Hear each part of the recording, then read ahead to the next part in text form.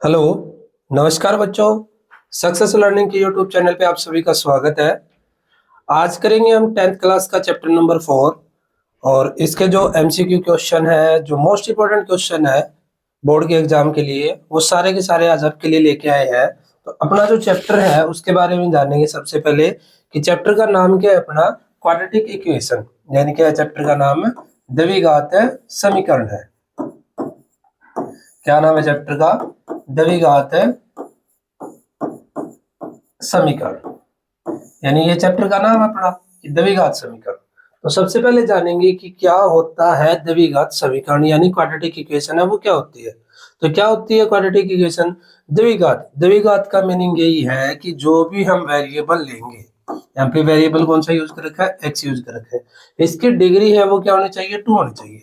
Degree क्या होनी चाहिए? 2 होनी चाहिए। तो इसे क्या बोलेंगे? हम द्विघात बोलेंगे। और समीकरण बनाने के लिए क्या लिख देंगे? जैसे कि मैं इसके स्टैंडर्ड फॉर्म लिख रहा हूँ, यानी ये क्या होती है? इसकी स्टैंडर्ड फॉर्म होती है। किसकी? क्वाड्रेटिक इक्वेशन की स्टैंडर्ड फॉर्म आपसे पूछ ले कि मूल रूप बताइए कि क्वाड्रेटिक इक्वेशन का मूल रूप क्या है, तो ये क्या होता है? इसका मूल रूप होता है यानी A X square plus B X और प्लस में सी इक्वल टू 0। ये मूल रूप है। A B C are any real number, की ए बी सी है ना, वो क्या है अपना? कोई भी रियल नंबर है, एनी रियल नंबर है ये, कि belong to any real number, की ए बी सी कोई भी रियल नंबर हो सकता है। और अपना क्या है? क्वाड्रेटिक इक्वेशन जो बनेगी, स्टैंडर्ड फॉर्म आपसे पूछ ले कि मूल रूप क्या होगा, तो क्या होगा? A X square plus B X plus C equal to 0 होगा, यानी A X square plus B X plus C. तो ये क्या है? इसका मूल रूप है, यानी क्या इसकी स्टैंडर्ड फॉर्म है। और क्या पूछ सकता है आपसे? यहाँ पे क्या है कि जो b की वैल्यू है ना वो 0 हो सकती है। b की वैल्यू क्या हो सकती है? 0 हो सकती है। और c की वैल्यू भी क्या है? 0 हो सकती है, ध्यान रखिए। बट हमेशा आपको लिखा हुआ मिलेगा कि a नॉट इक्वल टू 0, कि a क्या है अपना? 0 नहीं होगा। बाकी 0 हो सकता है, b भी 0 हो सकता है, c भी 0 हो सकता है, बट a कभी भी 0 नहीं होगा। क्यों नहीं होगा? क्योंकि अगर a की वैल्यू 0 हो जाए, क्या हो जाए? a की वैल्यू 0 हो जाए तो अपने पास ये जो इक्वेशन बनेगी वो क्या बनेगी फिर, कि a की वैल्यू 0 है और 0 इनटू में समथिंग कुछ भी हो तो क्या होता है? 0 ही होता है। प्लस में क्या है? bx और प्लस में क्या है? c और इक्वल टू क्या है? 0। तो अपने पास जो इक्वेशन बचेगी वो क्या बचेगी? यानी bx प्लस c बचेगी। क्या बचेगी? bx प्लस में c बचेगी। तो ये जो इक्वेशन है ये क्वाड्रेटिक न होके x की पावर कितनी है, यानी डिग्री कितनी है यहाँ पे? 1 है। और अगर x की डिग्री 1 है तो वो कौन सी इक्वेशन होगी अपने पास? लीनियर इक्वेशन होगी। यानी कौन सी इक्वेशन है ये? रैखिक समीकरण है अपना। ये क्या है? ये एक रैखिक समीकरण है, यानी इक्वेशन कौन सी बन गई? एक लीनियर इक्वेशन बन गई। अगर इसका आपसे सॉल्यूशन पूछ ले कि कितने सॉल्यूशन है, यानी एक्स की वैल्यू कितनी है, तो एक्स की वैल्यू कितनी है यहाँ पे? 1 वैल्यू निकलेगी। जो भी निकलेगी एनी रियल नंबर कुछ भी हो सकता है, बट वैल्यू कितनी होगी एक्स की? तो एक्स का सॉल्यूशन आपसे पूछ ले कि मूल कितने होंगे, तो कितने मूल होंगे इसके? सिर्फ और सिर्फ एक ही मूल होगा, ध्यान रखना है। अगर अपने पास क्या है? क्वाड्रेटिक इक्वेशन है। क्या है अपने पास? क्वाड्रेटिक इक्वेशन है और इसके पूछ रहे कि आपके मूल बताइए या रूट बताइए इसके, कि क्या है? इसके रूट बताइए या फिर क्या बताइए? इसके मूल बताइए या इसका सॉल्यूशन बताइए। तो ध्यान रखना है कि x की वैल्यू जो निकल के आएगी ना वो कितनी आएगी? 2 ही आएगी। कितनी निकल के आएगी? 2 आएगी, 2 से कम नहीं आएगी। तो 2 वैल्यू अपने पास निकल के आएगी। क्यों निकल के आएगी? क्योंकि x की डिग्री है ना, x की डिग्री वो कितनी अपने पास? 2 है। इसलिए सॉल्यूशन आपसे पूछ ले कि मूल कितने होंगे इसके, तो कितने मूल होंगे इसके? 2 मूल होंगे। यानी कितने सॉल्यूशन? 2 सॉल्यूशन हो गए। लीनियर तो कितने सॉल्यूशन है? एक सॉल्यूशन है। क्यूबिक भी आ सकता है आपसे, तो क्यूबिक होंगे तो कितने सॉल्यूशन होंगे? 3 सॉल्यूशन होंगे। 3 क्या होंगे इसके? रूट होंगे। अब बात करूं तो b की वैल्यू 0 हो सकती है और c की वैल्यू भी क्या है? 0 हो सकती है। जैसे कि इक्वेशन स्टैंडर्ड फॉर्म में बताइए मैंने कि A X square plus B X और प्लस में c इक्वल टू 0। ये क्या बताइए मैंने आपको? स्टैंडर्ड फॉर्म बताई है। अगर ये अपने पास स्टैंडर्ड फॉर्म है तो इसकी बात करूं मैं, तो इसके जो सॉल्यूशन होंगे, इसके क्या होंगे? जो सॉल्यूशन होंगे वो कैसे होंगे अपने पास? तो ये बात करूं तो ये कौन सी इक्वेशन अपनी? लीनियर इक्वेशन है या क्वाड्रेटिक है? ये क्वाड्रेटिक इक्वेशन अपने पास। और इसकी बात करें तो क्वाड्रेटिक इक्वेशन में यानी a की वैल्यू तो नॉट इक्वल टू 0 है। a की वैल्यू क्या है? नॉट इक्वल टू 0 है। बट b क्या अपना 0 हो सकता है। बी क्या है, 0 हो सकता है, और सी भी क्या है, 0 हो सकता है। अगर मान लो कि ए की वैल्यू 0 नहीं है, हमने चेक कर लिया है कि ए की वैल्यू अगर 0 होगी तो वो कौन सी बनेगी, लीनियर इक्वेशन बनेगी। अपने पास बी 0 होगा तो कैसी इक्वेशन बन के आएगी, यानी ए एक्स स्क्वायर प्लस में क्या है 0 एक्स हो जाएगा, प्लस में सी इक्वल टू क्या होगा, 0 होगा। मीनिंग क्या होगा कि ए एक्स स्क्वायर प्लस में क्या है सी आएगा और इक्वल टू क्या होगा, 0 होगा। अपने पास ये इक्वेशन बन के आएगी जब क्या नहीं है, यानी बी की वैल्यू जब क्या है 0 है, यानी x इसके अंदर नहीं है, तो इक्वेशन ये बनेगी। और c की वैल्यू भी 0 पॉसिबल हो सकती है। अगर c की वैल्यू 0 होगी तो कैसे इक्वेशन बनेगी अपने पास है कि ax स्क्वायर प्लस bx और प्लस में क्या है c की वैल्यू तो 0 है, तो इक्वल टू क्या आ जाएगा 0। यानी ये क्या अपने पास है क्वाड्रेटिक इक्वेशन है, दोनों की दोनों। आपसे पूछेगा फर्स्ट एक्सरसाइज में ये चेक करना है हमें कि कौन सा द्विघात समीकरण है या फिर नहीं है। तो ध्यान रखना है कि x जो भी वेरिएबल हम ले रहे हैं उसकी हाईएस्ट डिग्री, उसकी हाईएस्ट डिग्री कोई जरूरी नहीं है वो आगे दे पीछे दे, हाईएस्ट डिग्री है वो कितनी होनी चाहिए, 2 होनी चाहिए। उसी को क्या बोलते हैं हम, क्वाड्रेटिक इक्वेशन। ध्यान रखिए हाईएस्ट डिग्री की बात कर रहा हूँ, उसमें क्या है कि लोअर डिग्री है वो 1 भी हो सकती है, लोअर डिग्री है वो 0 भी हो सकती है वेरिएबल की, बट हाईएस्ट डिग्री है ना वो क्या होनी चाहिए, 2 होनी चाहिए। उसी को क्या बोलेंगे हम, क्वाड्रेटिक इक्वेशन बोलेंगे। अगर x की हाईएस्ट डिग्री उसके अंदर 3 हो तो उसे क्या बोलेंगे हम, क्यूबिक बोलेंगे। क्या बोलेंगे उसको, क्यूबिक बोलेंगे। कई बार क्या x की डिग्री 4 भी मिलेगी आपको तो उसे क्या बोलेंगे, बाई क्वाड्रेटिक बोलेंगे। क्या उसके जैसे कि ये फॉर्म आ जाए अपने पास कि x क्यूब आ गया प्लस एक्स स्क्वायर आ गया प्लस एक्स आ गया और प्लस क्या आ गया 2 इक्वल टू 0 आ गया। तो आपसे पूछ ले कि ये क्वाड्रेटिक इक्वेशन है या नहीं है, तो क्या बोलेंगे हम, ये क्वाड्रेटिक इक्वेशन नहीं है। कारण क्या है, क्योंकि x की हमें तो हाईएस्ट डिग्री चेक करनी है और x की हाईएस्ट डिग्री है वो कितनी है, 3 है। तो अपने पास ये कौन सी इक्वेशन है, यानी क्यूबिक इक्वेशन है। कौन सी इक्वेशन है, क्यूबिक है। तो हम लिख देंगे कि नॉट ए क्वाड्रेटिक इक्वेशन, ये क्या नहीं है, द्विघात समीकरण है नहीं है। तो हमें ध्यान रखना है कि जो भी अपने पास इक्वेशन गिवन होगी उनमें क्या है, क्वाड्रेटिक है या नहीं, मतलब x की डिग्री हाईएस्ट है वो कितनी होनी चाहिए, 2 होनी चाहिए। उसी को क्या बोलते हैं, हम क्वाड्रेटिक बोलते हैं। जैसे बात करता हूं मैं आपसे कि ये अपने पास कुछ ऐसे इक्वेशन आ जाए कि x+1 और इनटू क्या x-2 दे दिया और इक्वल में क्या दे दिया हमें कि x स्क्वायर दे दिया और प्लस में 2 दे दिया, और हमसे पूछ लिया कि ये क्वाड्रेटिक इक्वेशन है या फिर नहीं है। तो क्या आंसर दोगे इसका, तो चेक करेंगे। इसको ध्यान रखना है सबसे पहले कि कभी ये x स्क्वायर देखो और देखते ही बोल दोगे क्वाड्रेटिक इक्वेशन है, नहीं। हम चेक करेंगे क्योंकि इस साइड जो है ना, इस साइड ये क्या है, दोनों के दोनों मल्टीप्लाई में, दोनों के दोनों किसमें है, यानी ये मल्टीप्लाई के अंदर है। तो दोनों की क्या करेंगे, हम मल्टीप्लाई करेंगे। सबसे पहले मल्टीप्लाई करने के बाद में जो भी ब्रैकेट में दे रखा हो या होल स्क्वायर दे रखा हो या होल क्यूब में दे रखा हो तो पहले वो सोल्व करना है, उसके बाद हमें चेक करना है कि वो क्वाड्रेटिक इक्वेशन है या फिर नहीं है। कभी डायरेक्ट देखो एक्स स्क्वायर और एक्स स्क्वायर देखते ही बोल दो कि अपने पास क्या है, क्वाड्रेटिक इक्वेशन है। तो हमें ध्यान रखना है सबसे पहले क्या करेंगे, हम सोल्व करेंगे इसको। अगर ब्रैकेट गिवन हो तो ब्रैकेट को सोल्व करेंगे और स्क्वायर गिवन हो तो स्क्वायर को सोल्व करेंगे। जैसे क्या है कि इन दोनों की मल्टीप्लाई करेंगे। सबसे पहले तो x की मल्टीप्लाई x के साथ करेंगे तो क्या आएगा, x स्क्वायर आएगा। x की मल्टीप्लाई फिर 2 के साथ करेंगे, -2 के साथ, तो क्या आ जाएगा, -2x आ जाएगा। कर लेंगे ऐसे मल्टीप्लाई। फिर क्या करेंगे, इस 1 की मल्टीप्लाई करेंगे दोनों के साथ, इस 1 की दोनों के साथ मल्टीप्लाई करेंगे। अगर x के साथ करेंगे तो क्या आएगा, x आएगा, और 2 के साथ करेंगे तो क्या आएगा, -2 आएगा। अब जो भी इक्वल में वो लिख देंगे। इक्वल में क्या अपने पास, यानी x स्क्वायर प्लस में 2 है। क्या इक्वल में x स्क्वायर प्लस में 2 है। अब सोल्व करेंगे इसको हम, तो सोल्व करेंगे तो क्या इक्वेशन आएगी, यानी x स्क्वायर माइनस का 2x और प्लस x है। अगर एक इक्वेशन नेगेटिव है एक पॉजिटिव है, वेरिएबल है उनके साथ, तो ध्यान रखना है हमें क्या करना है, सब्ट्रैक्ट करना है, और जो बड़ा है उसका सिंबल आएगा। या 2 में से 1 घटा देंगे तो कितना बचेगा, यानी 1 बचेगा। और किसका बचेगा, नेगेटिव का, क्योंकि बड़ा कितना है, -2 है। फिर क्या है, -2 इस साइड लेके आएंगे, इसको इस साइड लेके आएंगे तो क्या होगा, -x स्क्वायर होगा और माइनस में क्या आ जाएगा, 2 आ जाएगा और इक्वल टू कितना है, यानी 0 है। अब जो कैंसिल होगा वो कैंसिल कर लेंगे। तो 2 से 2 क्या है, यानी x स्क्वायर क्या हो जाएगा, कैंसिल हो जाएगा। -2 और -2 कितना हो जाएगा, -4 हो जाएगा। तो क्या बचेगा, यानी -x बचेगा और -4 और इक्वल क्या आ जाएगा, 0 आ जाएगा। तो अपने पास बात करें इसकी अब कि x की डिग्री कितनी बची है।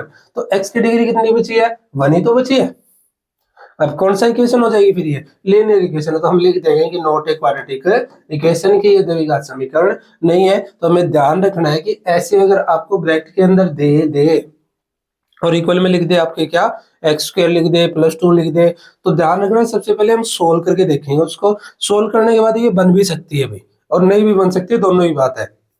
यहाँ पे अगर बाय द वे मैं एक्स स्क्वायर की जगह क्या लिख दूं, 2x² लिख दूं और प्लस में क्या लिख दूं, कुछ भी लिख दूं, जनरली जो भी है 1 लिख दिया मैंने, तो ये क्या है, क्वाड्रेटिक इक्वेशन बन जाएगी उस टाइम पे। बट यहाँ पे नहीं बन रही है, कारण क्या है, क्योंकि एक्स स्क्वायर था और इस साइड भी क्या बन रहा था, मल्टीप्लाई के बाद एक्स स्क्वायर बन रहा था, तो एक्स स्क्वायर से एक्स स्क्वायर क्या हो गया था, कैंसिल हो गया। और बाय द वे यहाँ पे 2 होता तो क्या बचता, फिर 2 में से 1 घटाते तो 1 एक्स स्क्वायर बच जाता अपना, तो उस टाइम बोल सकते थे हम क्वाड्रेटिक इक्वेशन है। लेकिन अभी ये क्या है, क्वाड्रेटिक इक्वेशन है नहीं है। तो हमें ध्यान रखना है कि अगर ऐसे ब्रैकेट के अंदर कई बार क्या है, दोनों तरफ दे देता है वो, कैसे, जैसे ये लिख दिया मैंने कि x-1 और x में 3 लिख दिया, इक्वल में दे देगा अपने पास कोई भी इक्वेशन, जैसे ये लिख देता हूं, क्या दे दिया कि x² और +1 दे दिया, या 2x² और +1 दे दिया। तो हमें ये क्या चेक करना है कि क्वाड्रेटिक इक्वेशन है या फिर नहीं है, तो कर लेंगे मल्टीप्लाई। अब मल्टीप्लाई करेंगे ना तो क्या आ जाएगा, x² आ जाएगा, x की तरह के साथ करेंगे तो कितना आ जाएगा, 3x आ जाएगा, फिर 1 की करेंगे हम -x आ जाएगा, फिर क्या 1 की तरह के साथ करेंगे तो 3 आ जाएगा। इक्वल में क्या था अपना, यानी 2x² और +1 था। अब इस साइड लेके आएंगे इसको, तो कितना आएगा, x², दोनों नेगेटिव है ना, दोनों के दोनों माइनस है तो ऐड हो जाएंगे, ध्यान रखना है। और 3 और 1 कितना हो जाएगा, यानी 4 हो जाएगा, और प्लस में क्या आ जाएगा, 3 आ जाएगा। इस साइड लेके आओगे तो बच्चों क्या हो जाएगा, -2x² हो जाएगा, -1 इक्वल टू क्या हो जाएगा, 0। अब 2x² में से 1 घटा देंगे हम तो क्या बचेगा, यानी -x² बचेगा, क्या बचेगा, -x² बचेगा अपने पास, और -4x आ जाएगा, और क्या आ जाएगा, +3 में से अगर 1 घटाएंगे तो कितना बचेगा, यानी +2 बचेगा इक्वल टू 0। तो अपने पास अब बात करें तो ये क्या है, क्वाड्रेटिक इक्वेशन है। तो हमें ध्यान रखना है कि ऐसे क्वेश्चन में हो भी सकते हैं, नहीं भी हो सकती है, बट सोल्व करके चेक करना है कि वो होगी या फिर नहीं होगी। कई बार क्या आ जाता है, स्क्वायर आ जाता है, कई बार क्या आ जाता है, स्क्वायर आ जाता है। जैसे कि मैं लिख दूं कि x+1 का होल स्क्वायर, x+1 का होल स्क्वायर, और इक्वल में लिख दिया मैंने क्या कि x² लिख दिया और क्या लिख दिया, यानी -3 लिख दिया, और पूछ लिया आपसे कि ये क्वाड्रेटिक इक्वेशन है या फिर नहीं है। कभी ये देखो x² और बोल दो कि क्वाड्रेटिक इक्वेशन नहीं है, जो सोल्व करना है, होल स्क्वायर अपने पास आ रखा है तो इसको सोल्व करके देखेंगे। होल स्क्वायर क्या होता है कि a+b का होल स्क्वायर, और a+b के होल स्क्वायर की बात करूं तो फार्मूला क्या होता है, a+b का होल स्क्वायर का a² प्लस क्या होता है, b² और प्लस क्या होता है, 2a और b होता है। अगर बात करूं माइनस आ जाए तो क्या होता है, यानी इसका फार्मूला कि अगर माइनस आ जाए, क्या आ जाए अपने पास है, माइनस आ जाए कि a-b का होल स्क्वायर आ जाए तो क्या फार्मूला होता है, a² होता है प्लस b² होता है, माइनस क्या आ जाता है, 2a और b आ जाता है। तो प्लस होता है तो +2ab, और माइनस होता है तो -2ab। और एक और फार्मूला होता है यहाँ पे, और ध्यान रखना स्क्वायर का, कौन सा, कि a² माइनस b² का क्या फार्मूला होता है, a प्लस बी और a माइनस बी होता है। क्या फार्मूला होता है, a प्लस बी और a माइनस बी, यानी ये तीनों फार्मूले स्क्वायर के होते हैं। ये यूजेबल भी अपने इसके अंदर कि a प्लस बी का होल स्क्वायर आ जाए तो formula a² plus b² plus 2ab, और a माइनस बी का होल स्क्वायर का formula a² plus b² minus 2ab, और a² माइनस b² का फार्मूला क्या होता है, a प्लस बी और a माइनस बी। तो यहाँ पे क्या है अपने पास कि x+1 का होल स्क्वायर है तो क्या आएगा, यानी a² आएगा, तो किसका स्क्वायर आएगा, x का स्क्वायर आएगा, क्योंकि a ये है अपने पास और b की वैल्यू कितनी है, यानी 1 है, तो a² प्लस क्या आएगा, b² आएगा, प्लस में क्या आएगा फिर 2a इंटू में b लिख दिया यहाँ पे हमने। और इक्वल में क्या अपने पास x² माइनस 3 है, कितना x² माइनस में 3 है। अब इसको सोल्व कर लेंगे, सोल्व करने के बाद क्या आ जाएगा, x² आ जाएगा, +1 आ जाएगा, +2x आ जाएगा। इस साइड लेके आएंगे, अब इसको इस साइड लेके आएंगे तो क्या हो जाएगा, जो प्लस है वो तो माइनस हो जाएगा, और जो माइनस है वो क्या हो जाएगा, प्लस हो जाएगा, नहीं सिंबल चेंज हो जाएगा। अब जो कैंसिल होगा वो कैंसिल कर लेंगे, तो ये कैंसिल हो गया तो क्या बचेगा, 2x² प्लस 4 बच गया, इक्वल टू क्या अपने पास है 0। तो ये कौन सी इक्वेशन है बच्चों, ये लीनियर इक्वेशन है, यानी क्या है, ये एक यानी रेखिक समीकरण है। तो क्या लिख देगा हम, द्विघात समीकरण नहीं है। तो हमें ध्यान रखना है कि स्क्वायर भी आ सकता है, a माइनस बी का होल स्क्वायर भी आ सकता है, a² माइनस b² भी वो दे सकता है क्वेश्चन के अंदर, और आपसे पूछ सकता है कि द्विघात समीकरण है या फिर नहीं है। तो हमें ऐसे सोल्व करना है इसको कंप्लीट, और सोल्व करने के बाद बताएंगे कि द्विघात समीकरण है या फिर नहीं है। कई बार क्या है कि क्यूबिक का क्वेश्चन आ जाता है, क्यूब भी दे सकता है वो आपको, जैसे कि क्या लिख दे कि x+1 का होल क्यूब, क्या लिख दिया, x+1 का होल क्यूब, और इक्वल में लिख दिया कि x³ है, और प्लस में क्या है x² और प्लस क्या है 1 है। तो हमें चेक करना है कि ये क्वाड्रेटिक इक्वेशन है या फिर नहीं है। कभी ये देखो क्यूबिक आ रखा है कि क्यूब आ रखा है कि सर ने बताया था कि एक्स की हाईएस्ट डिग्री अगर 3 है तो वो क्यूबिक होगा। तो बट बच्चों पहले क्या है, ये होल क्यूब दे रखा है, ये हमें सोल्व करना है। क्या पता ये एक्स क्यूब इससे कट जाए। क्या करना है हमें, सबसे पहले ये जो होल क्यूब दे रखा है ना ब्रैकेट के अंदर, ये सोल्व करना है। क्या पता इससे कट ही जाए, कटने के बाद क्या पता क्वाड्रेटिक में आ जाए। तो सबसे पहले चेक करेंगे, ध्यान रखना कभी ये क्यूब देखो और देखते ही बोल दो कि ये क्वाड्रेटिक इक्वेशन है, नहीं है। तो हमें ये चीजें पहले ध्यान रखना है। तो ये क्या है, ए प्लस बी का होल क्यूब है। तो ए प्लस बी के होल क्यूब का जो फार्मूला होता है ना, वो क्या होता है, यानी ए प्लस बी का होल क्यूब। क्या फार्मूला होता है, ए क्यूब प्लस में बी क्यूब और प्लस में क्या होता है, यानी 3a² बी और प्लस में क्या 3ab²। ये किसका फार्मूला है, यानी a प्लस बी का होल क्यूब का फार्मूला है। और a माइनस बी का होल क्यूब का फार्मूला क्या होगा, यानी a³ और प्लस में क्या होगा b³, यानी a³ माइनस b³ होगा, माइनस क्या होगा 3a² बी और प्लस में 3ab²।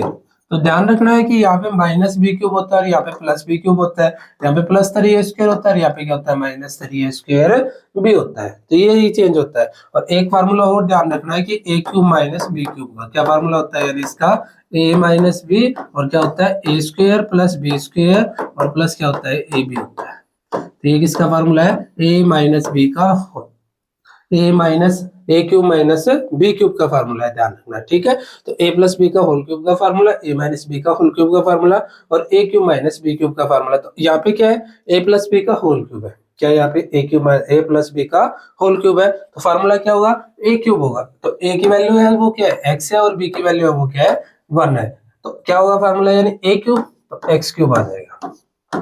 प्लस में क्या होगा फिर b³ होगा, प्लस में क्या होगा 3a² b होगा। क्या होगा 3a² b होगा और प्लस में क्या होगा 3ab² होगा। क्या होगा 3ab² होगा। इक्वल में क्या है फिर अपने पास है, यानी x³ है प्लस x² और प्लस क्या है, यानी 1 है। अब सोल्व कर लेंगे इसको। तो x³ की बात करूं तो x³ ही आ जाएगा। 1 का क्यूब 1 की कितनी भी पावर हो क्या होता है, 1 ही होता है। तो क्या आ जाएगा, 1 आ जाएगा। फिर क्या आएगा, 3 की मल्टीप्लाई करनी है x² और 1 के साथ, तो क्या आ जाएगा 3x² आ जाएगा। फिर 3 की मल्टीप्लाई करनी है 1 और x के साथ, तो क्या आ जाएगा 3x आ जाएगा। इस साइड लेके आएंगे इसको तो क्या हो जाएगा, माइनस हो जाएगा।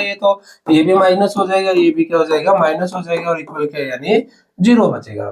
तो x³ प्लस का ये और ये किसका है, माइनस का है। तो दोनों क्या हो जाएंगे, ये कैंसल हो जाएंगे। अब क्या बचेगा फिर, 3x² में से एक x² घटाना है, तो क्या बचेगा, यानी 2x² बचेगा। क्या बचेगा, 2x² बचेगा।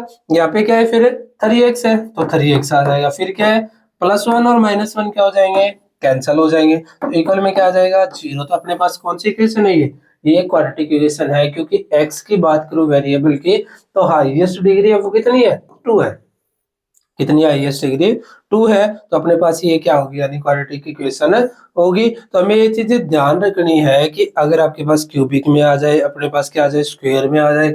ध्यान रखना है कि अगर ब्रैकेट में कुछ इक्वेशन मल्टीप्लाई दे रखी है, या होल स्क्वायर दे रखा है, या होल क्यूब दे रखा है, या a³ माइनस b³ दे रखा है, या a² माइनस b² दे रखा है, तो डायरेक्ट इसको देखते ही ये नहीं बोलना है कि क्वाड्रेटिक इक्वेशन है या फिर नहीं है। हमें क्या है कि अगर होल क्यूब दे रखा है तो पहले होल क्यूब सोल्व करना है, स्क्वायर दे रखा है तो स्क्वायर सोल्व करना है, a² प्लस b², यानी a² माइनस b² दे रखा है तो वो सोल्व करना है, a³ माइनस b³ दे रखा है तो वो सोल्व करना है। तो सोल्व करके देखना है हमें। उसके बाद कटिंग फटिंग करने के बाद जो बचेगा वो क्वाड्रेटिक इक्वेशन है या फिर नहीं है, उसी आधार पे हम बताएंगे कि ये द्विघात समीकरण है या फिर नहीं है। और बात करो इसके क्वेश्चन की, तो इसमें क्या है, कई बार ऐसे क्वेश्चन भी आ जाते हैं, कैसे कि x + 1/x दे देता है और इक्वल में क्या लिख दिया मैंने, 1 लिख दिया, और आपसे पूछ लिया कि ये क्वाड्रेटिक इक्वेशन है या फिर नहीं है, चेक कीजिए। तो चेक करेंगे, कभी ये लीनियर देखो डायरेक्ट देखते ही बोल दो कि क्वाड्रेटिक इक्वेशन नहीं है। तो पहले क्या हमें चेक करना है, यानी इसका क्या लेंगे, सबसे पहले एलसीएम लेंगे। इसके डिवाइड में क्या लिख दिया मैंने, 1 लिख दिया। 1 लिखते इनके क्या करेंगे, मल्टीप्लाई। जैसे ही मल्टीप्लाई करोगे तो क्या आ जाएगा, x आ जाएगा। x और 1 की मल्टीप्लाई क्या आ जाएगी, x आ जाएगी। अब एलसीएम अगर x है तो x की मल्टीप्लाई x² आ जाएगा और 1 की मल्टीप्लाई 1 आ जाएगा। और इक्वल में क्या है, 1/1 है, क्रॉस मल्टीप्लाई कर देंगे इनकी। और जैसे ही क्रॉस मल्टीप्लाई करेंगे तो क्या आ जाएगा, x² + 1x = x आ जाएगा। x² + 1 = क्या आ गया, x आ गया। अब ये प्लस x है, इस साइड लेके आएंगे तो क्या होगा, यानी माइनस होगा। तो यानी अपने पास जो इक्वेशन बन के आ गई वो क्या आ गई, आपकी बार क्वाड्रेटिक आ गई है। बट ऊपर से आप बात करो, देखोगे इसको डायरेक्ट, तो x + 1/x है। कभी इसको देखते हैं एक्स की पावर तो लीनियर है, यहाँ पे भी 1 है, यहाँ पे भी 1 है, बोल दो कि ये लीनियर है। बट बात करें इसका एलसीएम हमने लिया है तो अपने पास ये क्या बन के आ रही है, क्वाड्रेटिक इक्वेशन बन के आ रही है। तो ये क्या हो गया, नहीं ये एक द्विघात समीकरण होगा, यानी क्या होगा, एक ये द्विघात समीकरण होगा। तो ध्यान रखना है हमें कि ऐसे एग्जांपल आपसे पूछे जाते हैं कि ये द्विघात समीकरण है या फिर नहीं है। कई बार क्या है कि चार ऑप्शन आपको नीचे लिख दिए जाते हैं, जैसे कि एक ऑप्शन ये लिख दिया, अदर ऑप्शन लिख देता हूँ। जैसे ये मैंने लिख दिया कि x+1 है और इक्वल कितना है, यानी x³ + 1 लिख दिया। अदर जो एग्जांपल और लिख देगा वो, जैसे क्या लिख देता हूँ कि x-1 लिख दिया और x-3 लिख दिया और इक्वल में क्या लिख दिया, x² + 1 लिख दिया मैंने। अदर एग्जांपल लिख देता हूँ भाई x² + 1 लिख दिया और यहाँ पे क्या लिख देंगे, यानी x² और -1 लिख देंगे। तो ये जो ध्यान रखना है कि जो कटिंग फटिंग करने के बाद अपने पास जो बचेगा, कभी इसको देखो x² + 1 आ रखा है, यहाँ पे भी x² आ रखा है, कि बोल दो कि द्विघात समीकरण है, बट इनको अगर सोल्व करेंगे ना तो ये क्या हो जाएंगे, x² से x² कैंसिल हो जाएंगे, तो ये द्विघात समीकरण नहीं है। बट इसकी बात करूं मैं तो ये तो आपको तो लीनियर नजर आ रहा होगा कि x+1/x है, बट इसको सोल्व किया हमने तो क्या बन के आ रही है अपने पास, ये क्वाड्रेटिक इक्वेशन बन के आ रही है। तो ये क्या होगा, यानी द्विघात समीकरण होगा। तो हमें ऐसे क्वेश्चन मिल सकते हैं कि चेक कीजिए कि द्विघात समीकरण है या फिर नहीं है, ऑप्शन में मिल सकते हैं। तो हमें ऐसे क्या करना है, इनको चेक करना है। जैसे कि अदर एग्जांपल लेता हूं, जैसे कि आ जाए अपने पास, यानी ये आ जाए कि x² और +1/x आ गया और इक्वल क्या आ गया, 1 आ गया, और आपसे ये पूछ ले कि द्विघात समीकरण है या फिर नहीं है। तो बात करें द्विघात समीकरण नहीं है, कैसे नहीं है, चेक करेंगे भाई कि बाय क्या आ जाएगा, 1 आ जाएगा, बाय क्या आ जाएगा, 1 आ जाएगा। उसके बाद क्या लेंगे, इसका एलसीएम लेंगे, तो एलसीएम क्या आएगा, इसका x आएगा, और x की जैसे ही x² के साथ मल्टीप्लाई करेंगे तो x की हाईएस्ट डिग्री वो कितनी आ जाएगी, यानी 3 आ जाएगी। क्या आ जाएगी, x की हाईएस्ट डिग्री 3 आ जाएगी। तो x की जैसे ही हाईएस्ट डिग्री 3 आएगी तो हम बोल देंगे कि अपने पास ये कौन सी इक्वेशन है, यानी ये कौन सी इक्वेशन है, ये क्यूबिक है अपने पास इक्वेशन। कौन सी इक्वेशन है, यानी एक क्यूबिक इक्वेशन है। तो हम लिख देंगे कि द्विघात समीकरण नहीं है। बट यहाँ पे क्या लिखा था मैंने, x² लिखा। तो ये तो चीजें ध्यान रखने हैं बात अपने कि कौन सा द्विघात समीकरण है या फिर कौन सा नहीं है। जैसे क्या आ जाए अपने पास, ध्यान रखना है एक बात और कि x² + 1 आ गया, कि 1/x² + 1 आ गया, ठीक है।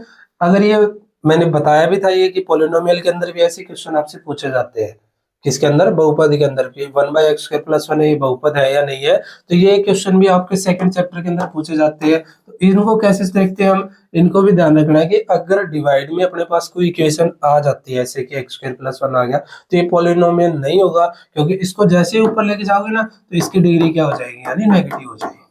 क्या हो जाएंगे, नेगेटिव हो जाएगी। और पॉलिनोमियल में बताया भी था कि अगर डिग्री नेगेटिव होगी तो वो क्या नहीं होगा, यानी पॉलिनोमियल नहीं होगा। तो हमें ये चीजें ध्यान रखनी है कि कैसे सोल्व करना है। कभी डायरेक्ट देखो और देखते ही बोल दो कि क्वाड्रेटिक इक्वेशन है या फिर नहीं है। क्या आ जाए, ऐसे क्वेश्चन आ जाए तो सोल्व करके देखना है। x+1/x आ जाए, x-1/x आ जाए, x+1 का होल स्क्वायर आ जाए, होल क्यूब आ जाए, a³ - b³ आ जाए, तो ये क्वेश्चन हमें क्या है, चेक करने हैं और इनको सोल्व करना है। सोल्व करने के बाद बताएंगे कि क्वाड्रेटिक है या फिर नहीं है। इसके बाद बात करें हम, क्या करना है कि अपने पास ये क्या स्टैंडर्ड फॉर्म है, कौन सी, यानी ax² + bx और +c = क्या है, यानी 0 है। ये क्या है, इसकी एक स्टैंडर्ड फॉर्म है, यानी क्या है, इसका एक ये मूल रूप है। तो मूल रूप आपसे पूछ ले तो क्या है, इसका ये मूल रूप है। और इसकी बात करूं, मैंने अभी बताया था कि अगर ये क्वाड्रेटिक है, अगर ये क्वाड्रेटिक है तो इसके जो मूल होंगे ना, वो रूट जो होंगे वो कितने होंगे, यानी 2 होंगे। रूट कैसे होंगे इसके, 2 होंगे, और दोनों कैसे होंगे, रियल नंबर भी होंगे। और कई बार क्या, इमेजिनरी भी आ जाता है, कई बार क्या आ जाता है, इमेजिनरी भी आ जाता है। तो इमेजिनरी अपने है नहीं, 10th क्लास में बात करें, इमेजिनरी जो सॉल्यूशन है वो किसमें, यानी +1 के अंदर है।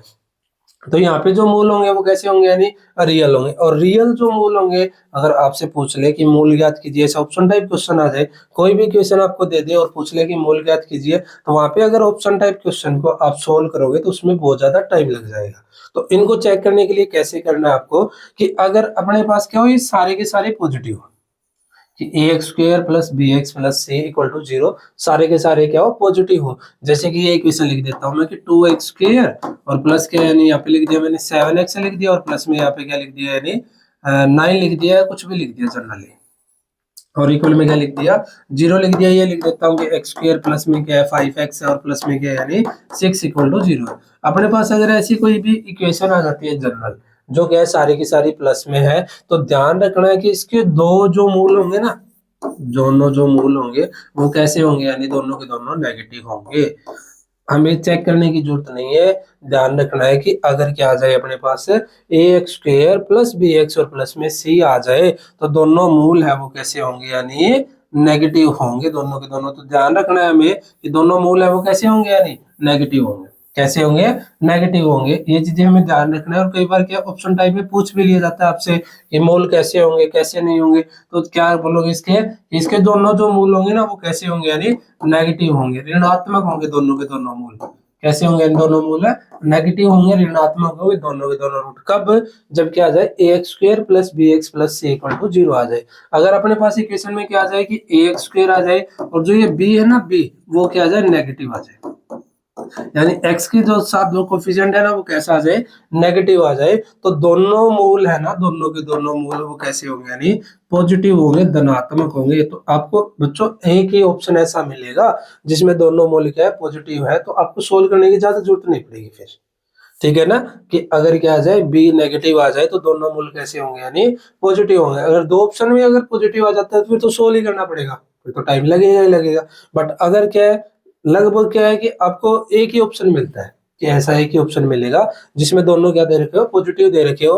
तो ध्यान रखना है, हमें सोल्व करने की जरूरत नहीं है, जो भी ऑप्शन होगा उस हिसाब से सिलेक्ट कर लेंगे, जिसमें दोनों पॉजिटिव है वही क्या होगा, आंसर होगा। अगर आपके पास क्या आ जाए कि मान लो बी भी नेगेटिव आ जाए और साथ के साथ क्या है सी भी नेगेटिव आ जाए, अगर दोनों नेगेटिव आ जाए बी और सी, तो ध्यान रखना है कि दोनों मूल है ना वो कैसे होंगे, यानी अलग अलग होंगे, भिन्न होंगे। कैसे होंगे, भिन्न होंगे। भिन्न का मतलब यह है कि अलग अलग होंगे। एक तो क्या होगा, पॉजिटिव होगा, एक क्या होगा, नेगेटिव होगा। ध्यान रखना, एक पॉजिटिव होगा और एक कैसा होगा, यानी नेगेटिव होगा। होंगे रियल नंबर है नहीं, बट क्या होंगे, पॉजिटिव और नेगेटिव होंगे। दोनों के सिंबल क्या होंगे, चेंज हो गए, एक धनात्मक होगा एक कैसा होगा, ऋणात्मक होगा। बट ध्यान रखना है कि जो बड़ा है ना, बड़ा जो बड़ी वैल्यू होगी वो तो कैसा होगा, पॉजिटिव होगी। वो कैसी होगी, यानी पॉजिटिव होगी। और जो छोटी वैल्यू होगी ना एक्स की, वो वैल्यू कैसी होगी, यानी नेगेटिव होगी। तो हमें एक ही ऑप्शन ऐसा मिलेगा जिसमें क्या एक वैल्यू तो क्या बड़ी मिलेगी और एक वैल्यू क्या मिलेगी, छोटी मिलेगी। और जो बड़ी होगी वो कैसी मिलेगी, पॉजिटिव मिलेगी, और जो छोटी है वो कैसी मिलेगी,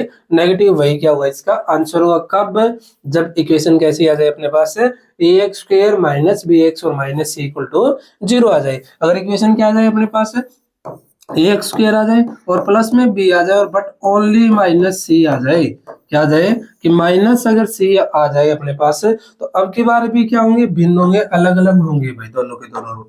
बट होंगे कैसे, कि जो बड़ा है ना, बड़ा जो बड़ा है वो तो क्या होगा, अब की बार नेगेटिव होगा। कैसा होगा, नेगेटिव होगा। और जो छोटी वैल्यू होगी एक्स की, वो कैसी होगी, अब की बार पॉजिटिव होगी। तो ये ध्यान रखना है बच्चों कि जो बड़ी वैल्यू है वो नेगेटिव होगी और जो छोटी वैल्यू है वो कैसी होगी, यानी पॉजिटिव होगी। तो अपने पास ये सोल्व करने का तरीका है कि डायरेक्ट देख लेंगे, ऑप्शन टाइप क्वेश्चन आता है कि अगर सारे पॉजिटिव है तो दोनों मूल नेगेटिव हो गए, एक ही ऑप्शन मिलेगा, उसमें क्या है वही आंसर होगा। अगर बी नेगेटिव आ जाए तो दोनों मूल कैसे होंगे, धनात्मक होंगे, यानी पॉजिटिव होंगे। अगर क्या बी और सी दोनों नेगेटिव आ जाए तो कैसे होंगे, यानी बड़ी है वो पॉजिटिव होगी, छोटी है वो नेगेटिव होगी। अगर क्या आ जाए बी पॉजिटिव आ जाए और सी नेगेटिव आ जाए, तो बड़ी क्या होगी, नेगेटिव, और छोटी क्या होगी, पॉजिटिव होगी। अब बात करते हैं नेक्स्ट हम कि और कैसे आ सकते हैं ऑप्शन टाइप। कई बार क्या है कि इक्वेशन दे देता है आपको, जैसे मैं यहाँ पे लिख दिया, मैंने कोई भी इक्वेशन है कि एक्स स्क्वायर लिख दिया और प्लस में क्या लिख दिया, के एक्स लिख दिया, और प्लस में क्या लिख दिया, 6 लिख दिया, और इक्वल टू क्या लिख दिया मैंने,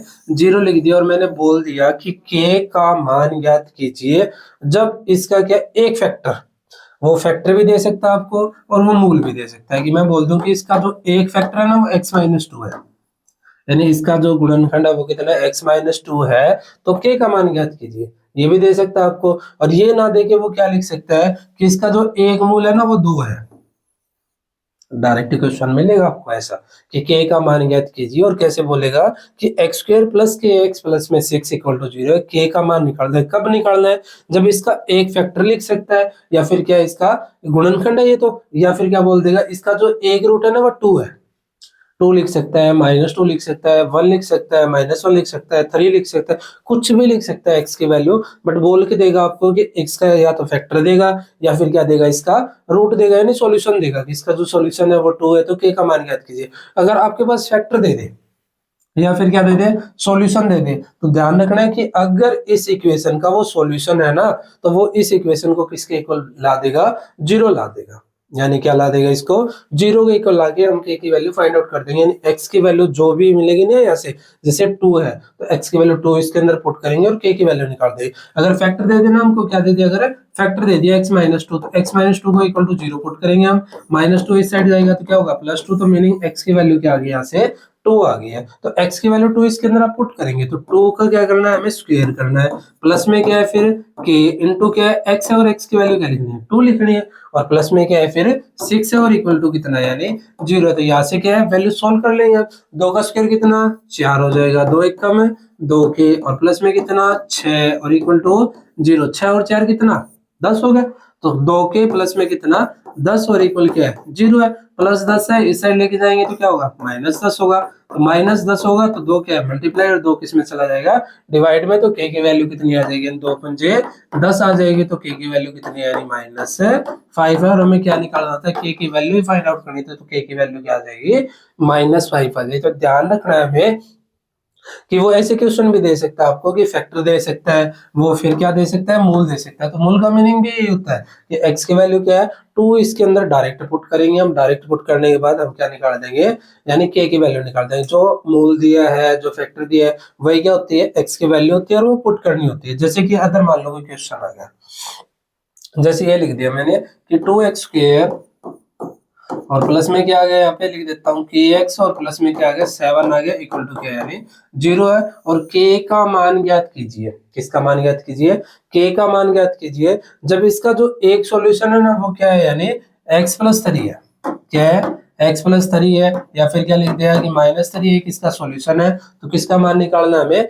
k का मान बताना है। किसका मान बताना है हमें, k का मान बताना। इसका मीनिंग है कि इसको क्या पुट कर लेंगे, इक्वल टू 0 पुट कर लेंगे कि x+3 इक्वल टू 0 है। तो x की वैल्यू कितनी आ जाएगी, -3 आ जाएगी। x की वैल्यू -3 है ना, वो क्या करनी है, इसके अंदर हमें पुट करनी है। इसके अंदर क्या करनी है, हमें पुट करनी है। और जैसे ही हम पुट करेंगे तो क्या आ जाएगा, 2 इंटू x², और x² की जगह क्या लिख देंगे, -3 का स्क्वायर और प्लस k, और x की वैल्यू क्या लिखनी है, -3 और प्लस 7 इक्वल टू क्या है, यानी 0 है। क्या इक्वल टू 0, आप सोल्व कर लेंगे।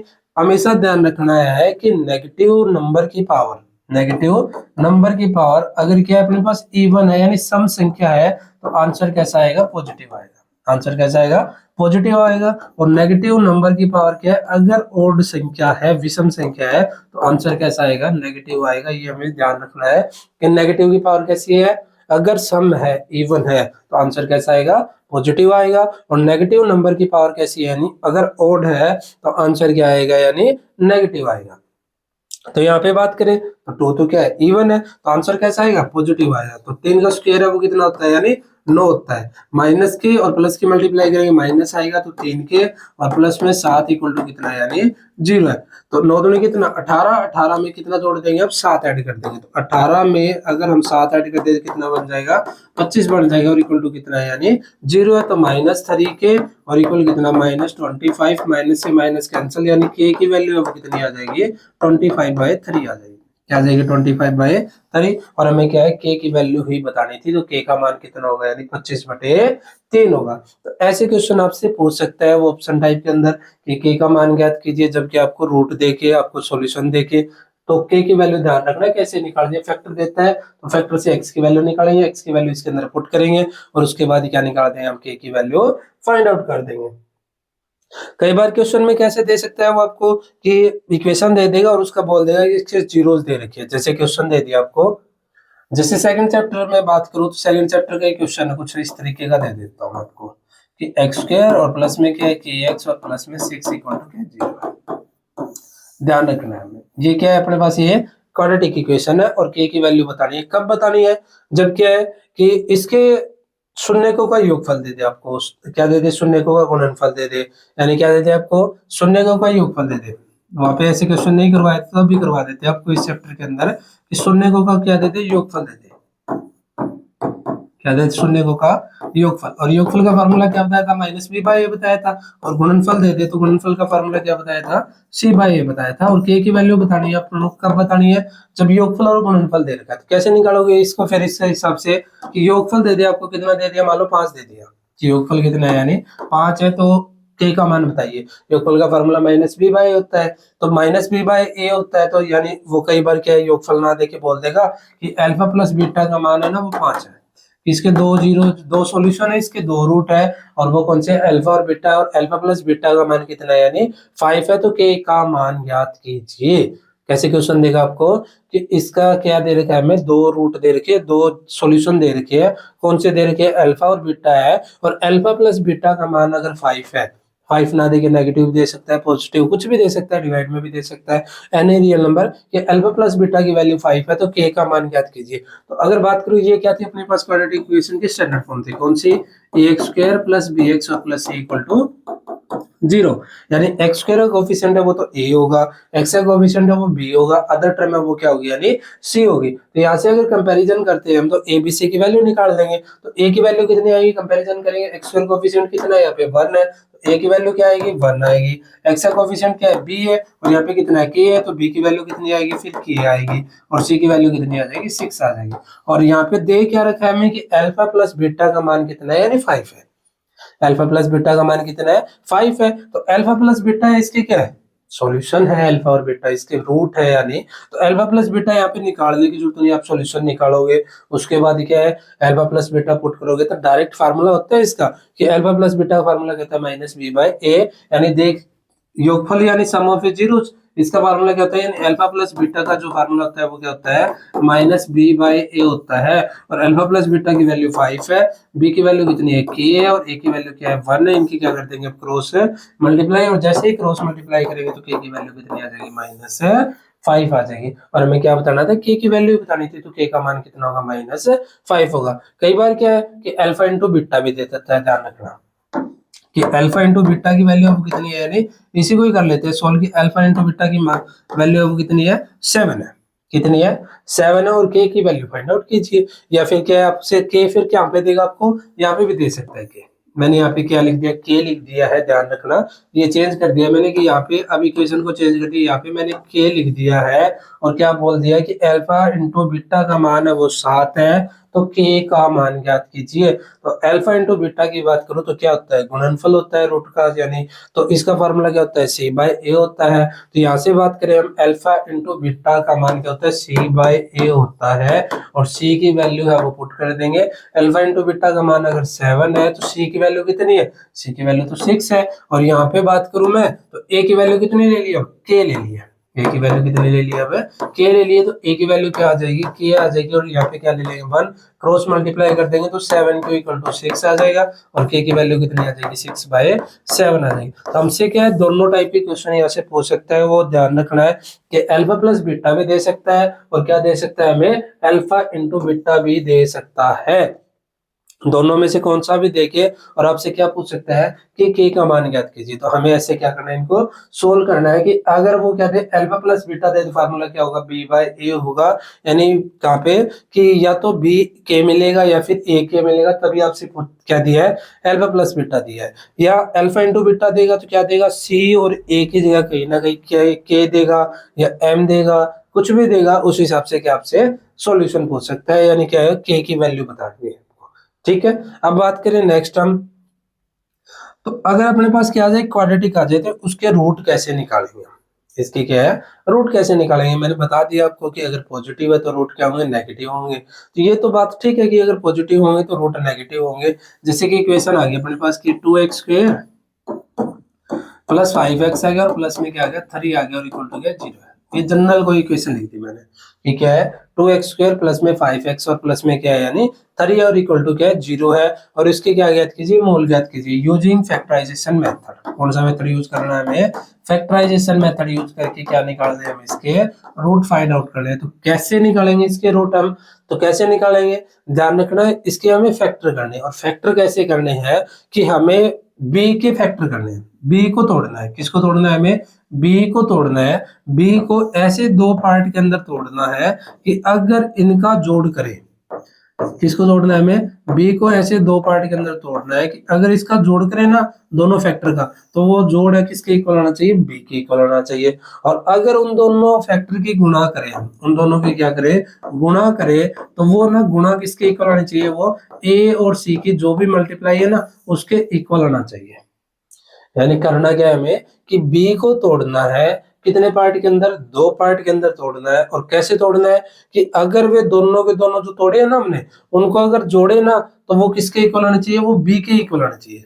वो किसके इक्वल आने चाहिए, इस बी के इक्वल आने चाहिए। अगर उन दोनों के गुणा करें ना, जो तोड़े हमने जो भी तोड़े हैं उन दोनों की गुणा करें तो वो किसके इक्वल आना चाहिए, ए और सी की गुणा के इक्वल आना चाहिए। हमें ध्यान रखना है ये क्या है, ये फैक्टराइजेशन मेथड है। जैसे यही लगा लो, ये क्वेश्चन आ गया अपने पास कि 2x² आ गया प्लस 5x आ गया और प्लस में क्या आ गया 3 और इक्वल टू क्या आ गया 0 है, तो इसके क्या निकालने हैं हमें, मोल निकालने हैं। चेक करते हैं तो क्या बोला है मैंने कि b को तोड़ना है और कितने पार्ट के अंदर, दो पार्ट के अंदर। अगर कंपैरिजन करके हम abc की वैल्यू निकालते हैं तो ये क्या थी अपने पास, स्टैंडर्ड फॉर्म थी कि ax² प्लस bx प्लस में c। तो यहाँ से अगर कंपैरिजन करते हैं तो x² कोफिशिएंट कितना है 2 है, x का कोफिशिएंट है वो कितना है 5 है, और अदर जो टर्म बच गई ना कॉन्स्टेंट्स वो कितनी है 3 है, तो c की वैल्यू कितनी है यानी 3 है। तो हमें क्या है अब क्या करना है, b को तोड़ना है, यानी किसको तोड़ना है हमें, 5 को तोड़ना है, ऐसे दो फैक्टर के अंदर तोड़ना है कि इनकी गुणा है ना वो किसके इक्वल आनी चाहिए, ए और सी की गुणा के इक्वल। अगर ए और सी की हम गुणा करते हैं तो ए और सी की गुणा कितनी आ गई, 3 दूनी 6 आ गई। तो हमें क्या है कि ऐसी दो संख्या ढूंढनी है जिनकी गुणा कितनी है 6, जिनकी गुणा कितनी हो 6 हो, और उन दोनों को जोड़े ना तो कितना आना चाहिए, b बराबर यानी 5 आना चाहिए। ऐसी दो संख्या हमें ढूंढनी है जिनकी गुणा कितनी हो 6 हो। तो 6 की बात करो तो गुणा किस किस की होती है भाई, 1 गुणा 6 की बात करें तो 6 होता है। फिर कितना होता है, 2 गुणा 3 6 होता है। अदर तो कोई 6 मल्टीप्लाई होती नहीं है भाई। 6 मल्टीप्लाई कब आएगी, या तो 1 की और 6 की मल्टीप्लाई करेंगे या किसकी 2 की और 3 की मल्टीप्लाई करेंगे, तभी क्या आएगा 6 आएगा। अब बात करें कि अगर 6 में 1 जोड़ दें तो कितना आएगा 7 आएगा, बट हमें जोड़ कितना चाहिए था 5 चाहिए था। जोड़ कितना चाहिए हमें 5 चाहिए, यहाँ पे जोड़ कितना आ रहा है 7 आ रहा है, तो ये क्या नहीं होगा यानी फैक्टर नहीं होगा बच्चों, ये फैक्टर नहीं होगा। तो अपने पास अब दूसरी संख्या कौन सी बच गई, 2 और 3 बच गया। कितना बच गया 2 और 3, तो 2 और 3 की मल्टीप्लाई करते हैं तो कितना आ गया 6 आ गया। अगर इन दोनों को जोड़े तो 5 आ रहा है, तो 2 में अगर 3 जोड़ते हैं तो कितना आ रहा है यानी 5 आ रहा है। तो इसके हमें फैक्टर मिल गए, कितने मिल गए 2 और 3 मिल गए। क्या मिल गया फैक्टर हमें 2 और 3। और लिखना कैसे इसको कि जो फर्स्ट है ना वो तो सेम ही लिखना है, मतलब 2x² जो भी होता है यहाँ पे सेम लिखना होता है। फिर प्लस का निशान है तो प्लस का लगाएंगे, माइनस का तो माइनस का लगा लेंगे। लेकिन जो हमें फैक्टर जो मिले ना उस हिसाब से सिंबल आते हैं, किस हिसाब से, जो हमें फैक्टर मिले उस हिसाब से सिंबल आते हैं। अगर ये दोनों पॉजिटिव है तो पॉजिटिव सिंबल आ जाएंगे, अगर दोनों नेगेटिव है तो नेगेटिव सिंबल आ जाएंगे, एक पॉजिटिव तो एक नेगेटिव आ जाएंगे। तो दोनों पॉजिटिव है तो कैसे आ जाएंगे यहाँ पे, फिर 2x आ जाएगा और प्लस कितना आ जाएगा यानी 3x आ जाएगा। ठीक है, और फिर क्या है हमें जो सी है वो सेम लिखना है। सी कितना है अपना +3 है, तो यहाँ पे क्या लिख दे +3 इक्वल टू 0। तो क्या करना है हमें, हमने बी को तोड़ दिया कितने पार्ट के अंदर, दो। कौन से के अंदर जोड़ा है भाई, 2 और 3 के अंदर जोड़ा है। तो अगर जोड़ते हैं तो वो बी के इक्वल आ रहा है भाई, 2 और 3 5 ही होता है। इनके गुणा करें तो किसके इक्वल आ रहा है, ए और सी की मल्टीप्लाई के इक्वल आ रहा है। तो इसके जो फैक्टर बन गए ना वो क्या बन गए 2x और प्लस 3x बन गए। अब इसमें से अगर कुछ कॉमन है तो कॉमन लेते हैं पहले दो में। पहले दो में क्या कॉमन है, 2 भी कॉमन है और क्या कॉमन है x भी कॉमन है। अंदर क्या बचेगा फिर यहाँ पे x बचेगा भाई, 2x अगर हमने कॉमन ले लिया तो क्या बचेगा यहाँ पे फिर x बचेगा, और प्लस में फिर यहाँ पे क्या बचेगा 2x तो हमने कॉमन ही ले लिया तो क्या बचेगा फिर 1 बचेगा। कितना बचेगा 1 बचेगा। यहाँ से क्या कॉमन ले ले 3x कॉमन ले लें। क्या कॉमन ले लें यानी 3 है, x है और प्लस में क्या है 3 है, तो दोनों में कॉमन है वो कॉमन ले लेंगे।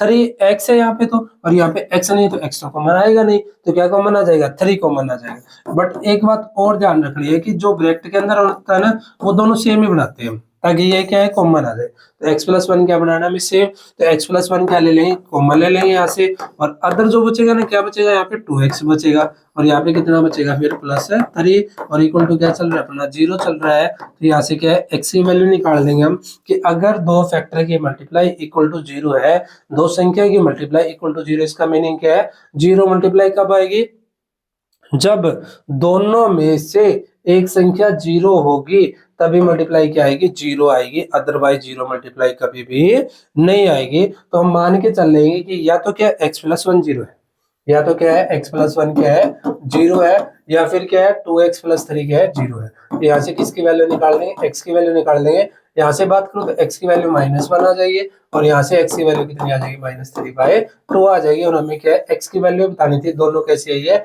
नेगेटिव आई है। तो मैंने बताया भी था आपको थोड़ी देर पहले कि अगर अपने पास क्या हो, दो सारे के सारे पॉजिटिव हो, भाई क्वाड्रेटिक इक्वेशन में सारे पॉजिटिव है, भाई a की वैल्यू भी पॉजिटिव है, b की वैल्यू भी पॉजिटिव है और c की वैल्यू भी पॉजिटिव है, तो दोनों जो रूट होंगे वो कैसे होंगे, नेगेटिव होंगे। तो दोनों रूट कैसे आ रहे हैं, नेगेटिव आ रहे हैं, यानी -1 आ रहा है और माइनस क्या आ रहा है 3/2।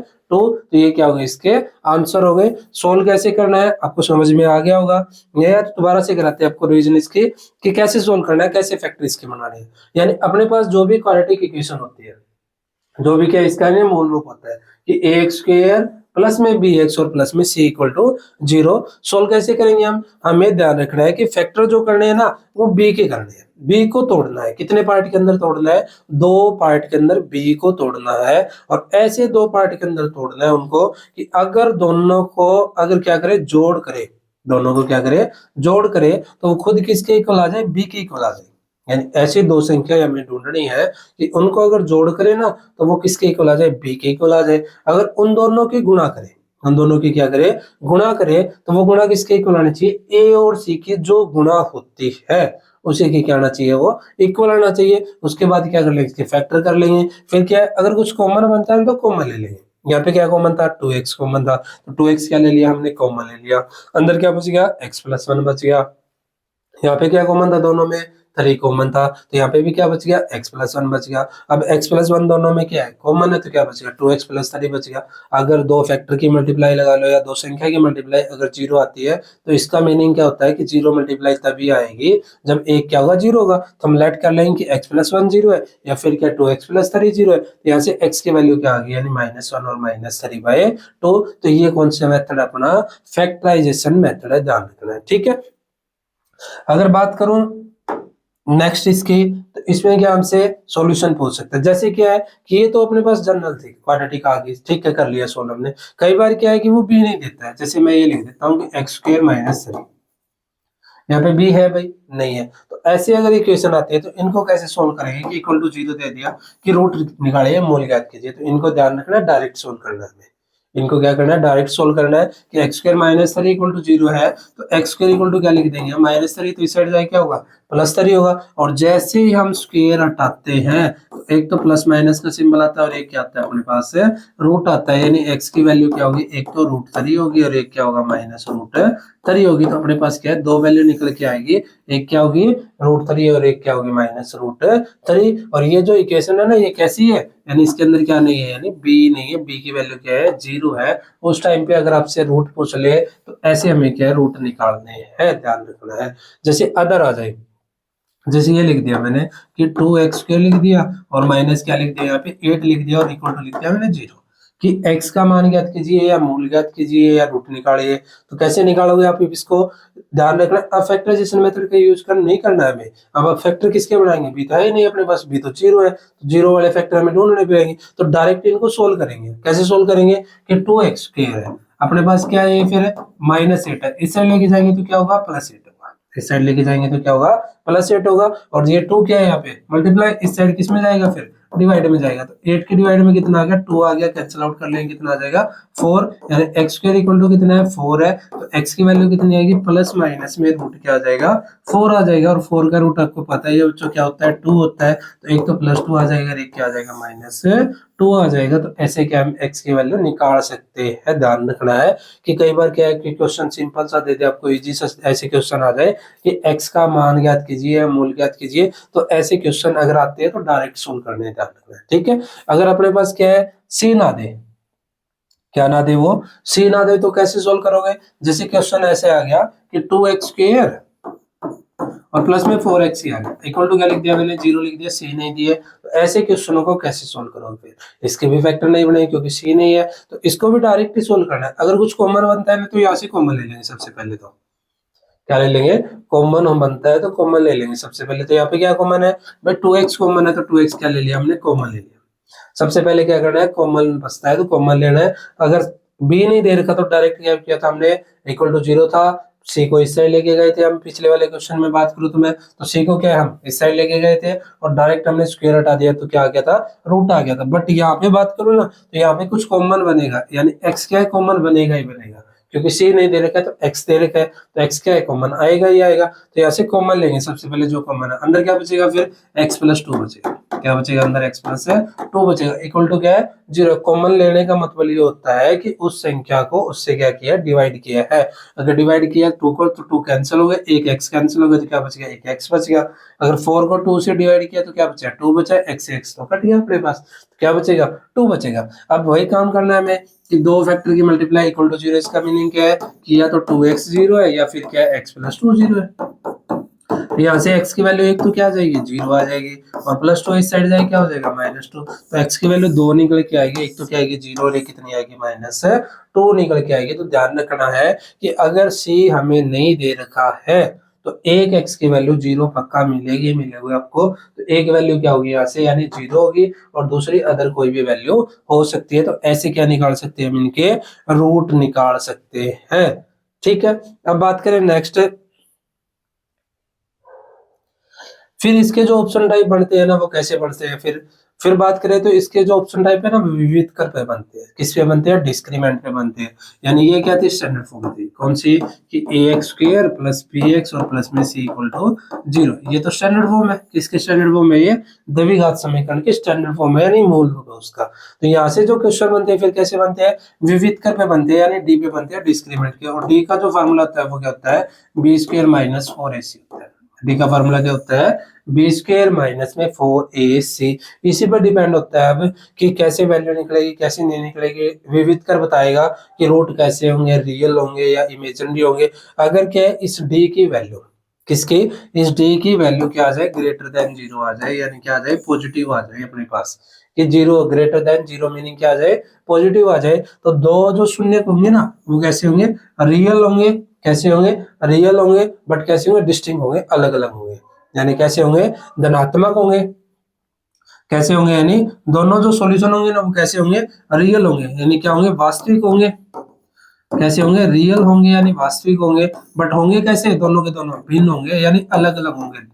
कैसे होंगे यानी दोनों के दोनों डिस्क्रीमेंट होंगे अलग अलग होंगे, दोनों के दोनों डिस्क्रीमेंट अगर डी की वैल्यू निकालते हैं हम बी स्क्वायर माइनस फोर ए से, तो डिस्टिंक्ट होंगे दोनों के दोनों रूट कब जब क्या होंगे वास्तविक तो होंगे रियल एंड डिस्टिंक्ट होंगे वास्तविक और भिन्न होंगे कब जब डी की वैल्यू क्या हो ग्रेटर देन जीरो। अगर डी की वैल्यू आ जाए जीरो डी की वैल्यू क्या आ जाए जीरो आ जाए तो ध्यान रखना है कि रियल होंगे यानी वास्तविक तो होंगे और साथ में साथ क्या होंगे इक्वल होंगे, दोनों के दोनों क्या होंगे बराबर होंगे कब जब डी की वैल्यू क्या आ जाए जीरो आ जाए। और क्या होगी अगर डी की वैल्यू क्या आ जाए नेगेटिव आ जाए लेस देन जीरो आ जाए तो ध्यान रखना है नो रियल रूट, कोई भी रियल वैल्यू नहीं होगी, यानी उस टाइम सॉल्यूशन जो होंगे कैसे होंगे इमेजिनरी होंगे, कैसे होंगे यानी इमेजिनरी होंगे। तो ये इस टाइप पर डिपेंड करता है और इसी बेसिस एक ऑप्शन टाइप आपसे पूछ भी लिया जाता है कि विविध कर ज्ञात कीजिए, या फिर क्या पूछ लेगा आपको कि रियल रूट है रियल एंड इक्वल रूट है तो के की वैल्यू फाइंड आउट कीजिए। दो टाइप के क्वेश्चन इसमें बन सकते हैं। क्या पूछ सकता है आपसे डिस्क्रीमेंट ज्ञात कीजिए, डिस्क्रीमेंट ना देके वो कई बार क्या स्टेटमेंट में कैसे देगा आपसे कि नेचर ऑफ ए रूट बताइए, जैसे क्या है कि ये लिख दिया मैंने क्वेश्चन कि x square plus five x equal to zero, कि नेचर ऑफ ए रूट बताइए कि रूट कैसे होंगे इसके। तो रूट कैसे होंगे क्या पूछ लिया आपसे कि मूलों की प्रकृति ज्ञात कीजिए, न कि वो लिखे वो ध्यान रखना है बस कुछ नहीं किया है, वो आपसे क्या पूछना चाह रहा है कि मूलों की प्रकृति ज्ञात कीजिए। मीनिंग क्या बताना है हमें नेचर ऑफ रूट बताना है कि रूट कैसे होंगे।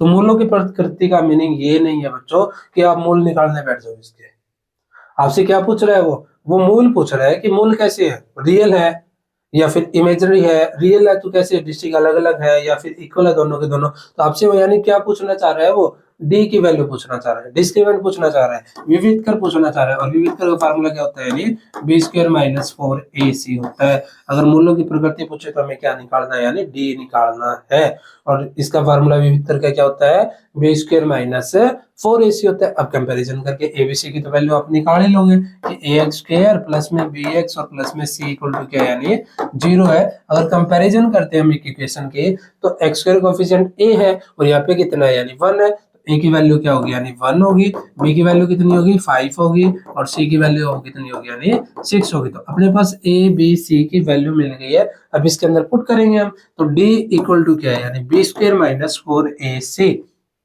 तो बी की वैल्यू है कितनी, बी की वैल्यू तो 5 है, तो कितना आ जाएगा यानी 5 का स्क्वायर आ जाएगा। माइनस में फिर क्या है 4, ए की वैल्यू कितनी है 1 और सी की वैल्यू कितनी है 6 है। अब 5 का स्क्वायर की बात करें तो कितना होता है 25 होता है। माइनस में 4 की एक के साथ मल्टीप्लाई और 6 के साथ मल्टीप्लाई, ये तीनों की तीनों कैसे है मल्टीप्लाई के अंदर है, तीनों के तीनों कैसे यानी मल्टीप्लाई के अंदर हमें ध्यान रखना है, गुणा करनी है इन तीनों की।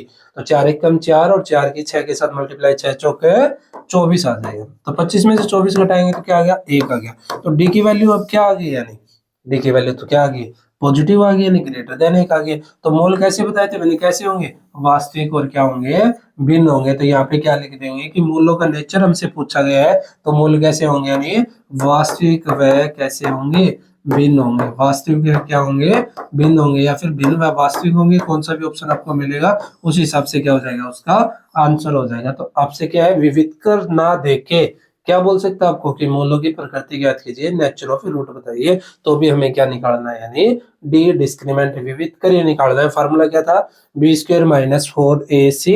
ए बी सी क्या है एक्स स्क्वायर कोफिशिएंट है वो तो a है, एक्स का कोफिशिएंट है वो b है और अदर टर्म जो बचेगी वो क्या है यानी c है। तो यहाँ से निकाल लेंगे हम।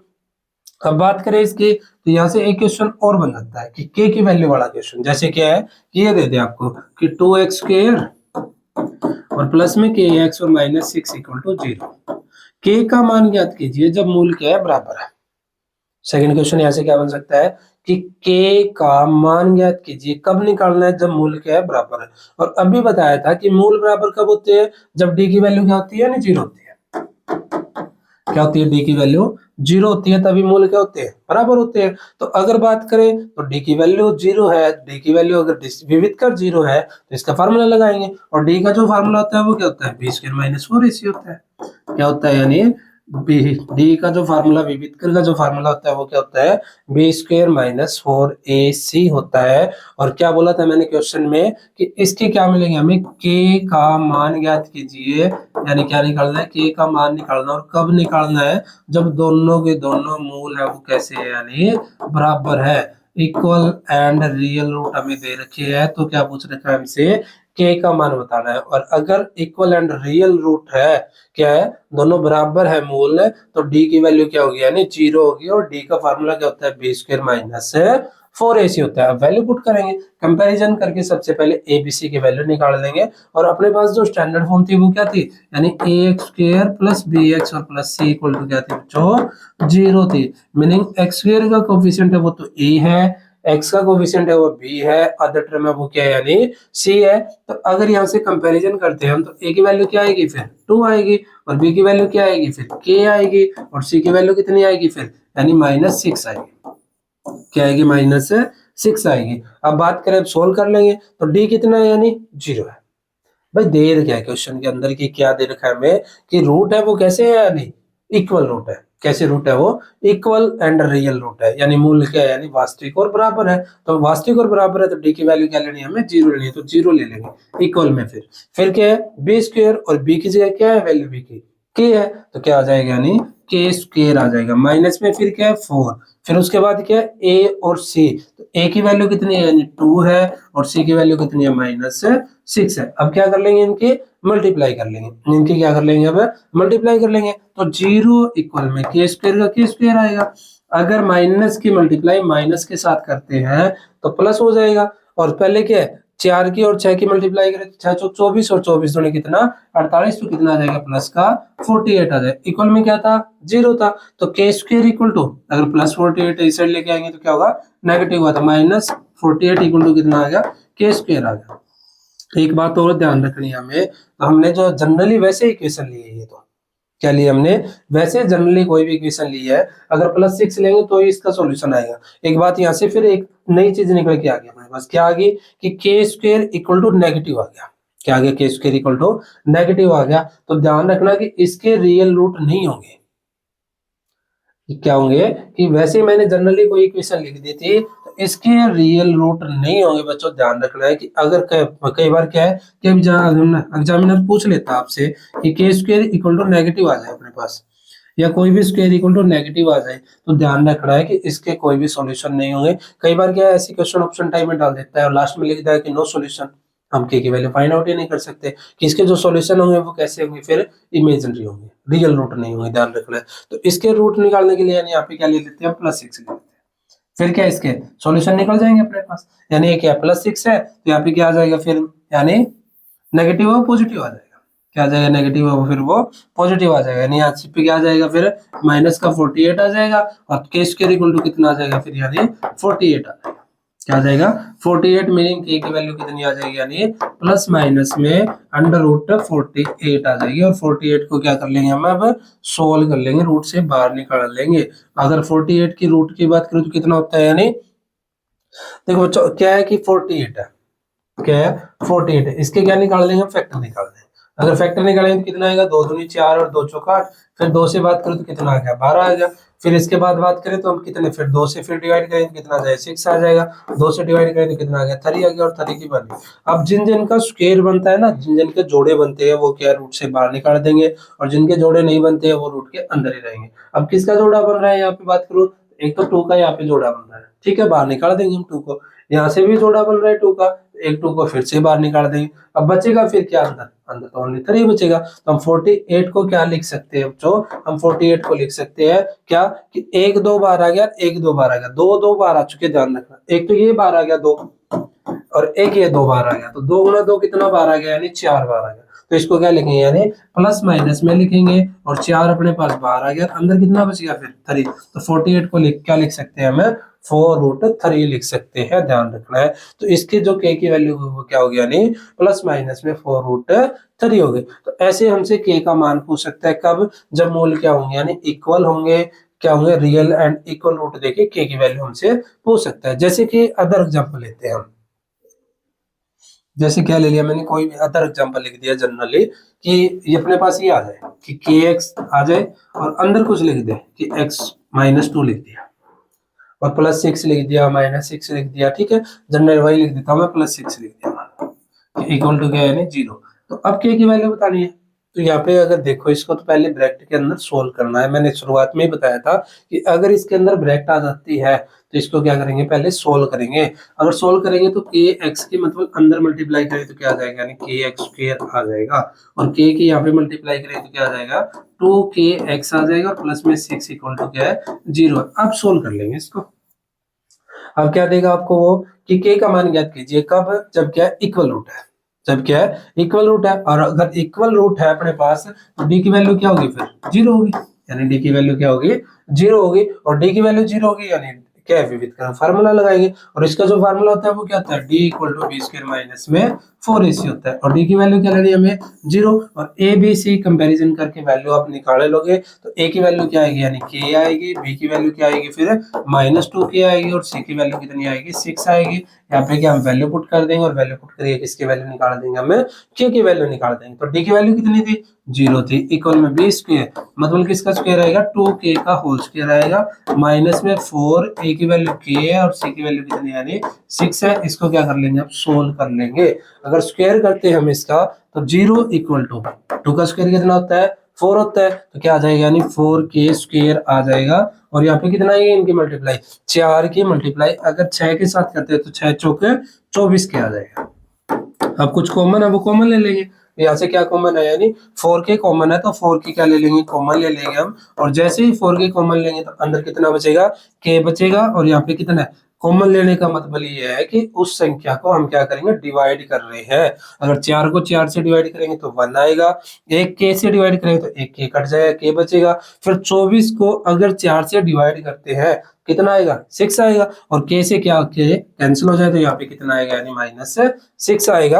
अब दोनों फैक्टर की मल्टीप्लाई इक्वल टू 0 है, तो मीनिंग क्या बताया था मैंने कि या तो 4k 0 है या फिर क्या है, फिर k -6 के अपने पास है 0 है। तो अगर k -6 अगर 0 है तो यहाँ से k की वैल्यू क्या आ जाएगी, एक तो 0 आ जाएगी, और यहाँ से k की वैल्यू कितनी आ जाएगी, यानी 6 आ जाएगी। तो ये क्या अपने पास है सोल्यूशन होगा, यानी k की वैल्यू होगी एक तो क्या है 0, एक कितना है यानी 6 है। तो ऐसे हमें क्या क्या है, सोल्व करने हैं। अगर क्वेश्चन हमसे दे दे, क्या दे दे कि kx दे दे साथ में, तो पहले क्या अंदर मल्टीप्लाई करनी है। फिर क्या दे रखा था कि क्या बताना है, k का मान बताना है। कब बताना है, जब क्या इस इक्वेशन के रूट है वो कैसे है, यानी रियल एंड इक्वल रूट है। अगर रियल एंड इक्वल रूट है तो d की वैल्यू क्या लेनी है, हमें 0 लेनी है। और d का जो फार्मूला होता है विवित्तर का, क्या होता है, बी स्क्वायर माइनस 4ac। अब वैल्यू पुट कर देंगे और क्या हम k की वैल्यू निकाल देंगे, तो k की वैल्यू क्या होगी, यानी 0 और क्या होगी 6 होगी।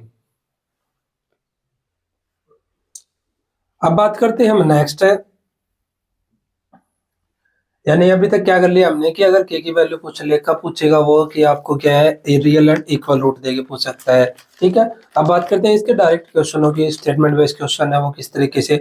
एक और है इसके अंदर है 4.1 के अंदर क्वेश्चन है इंपॉर्टेंट, वो क्या है, √2x² दे रखा है हमें, ठीक है। प्लस में क्या दे रखा है, फिर 7x दे रखा है, और प्लस में क्या दे रखा है 5√2 दे रखा है, और इक्वल क्या दे रखा है 0 दे रखा है। और इसके क्या निकालने हैं हमें, रूट निकालने हैं, यानी क्या निकालने हैं, इसके मोल निकालने हैं हमें।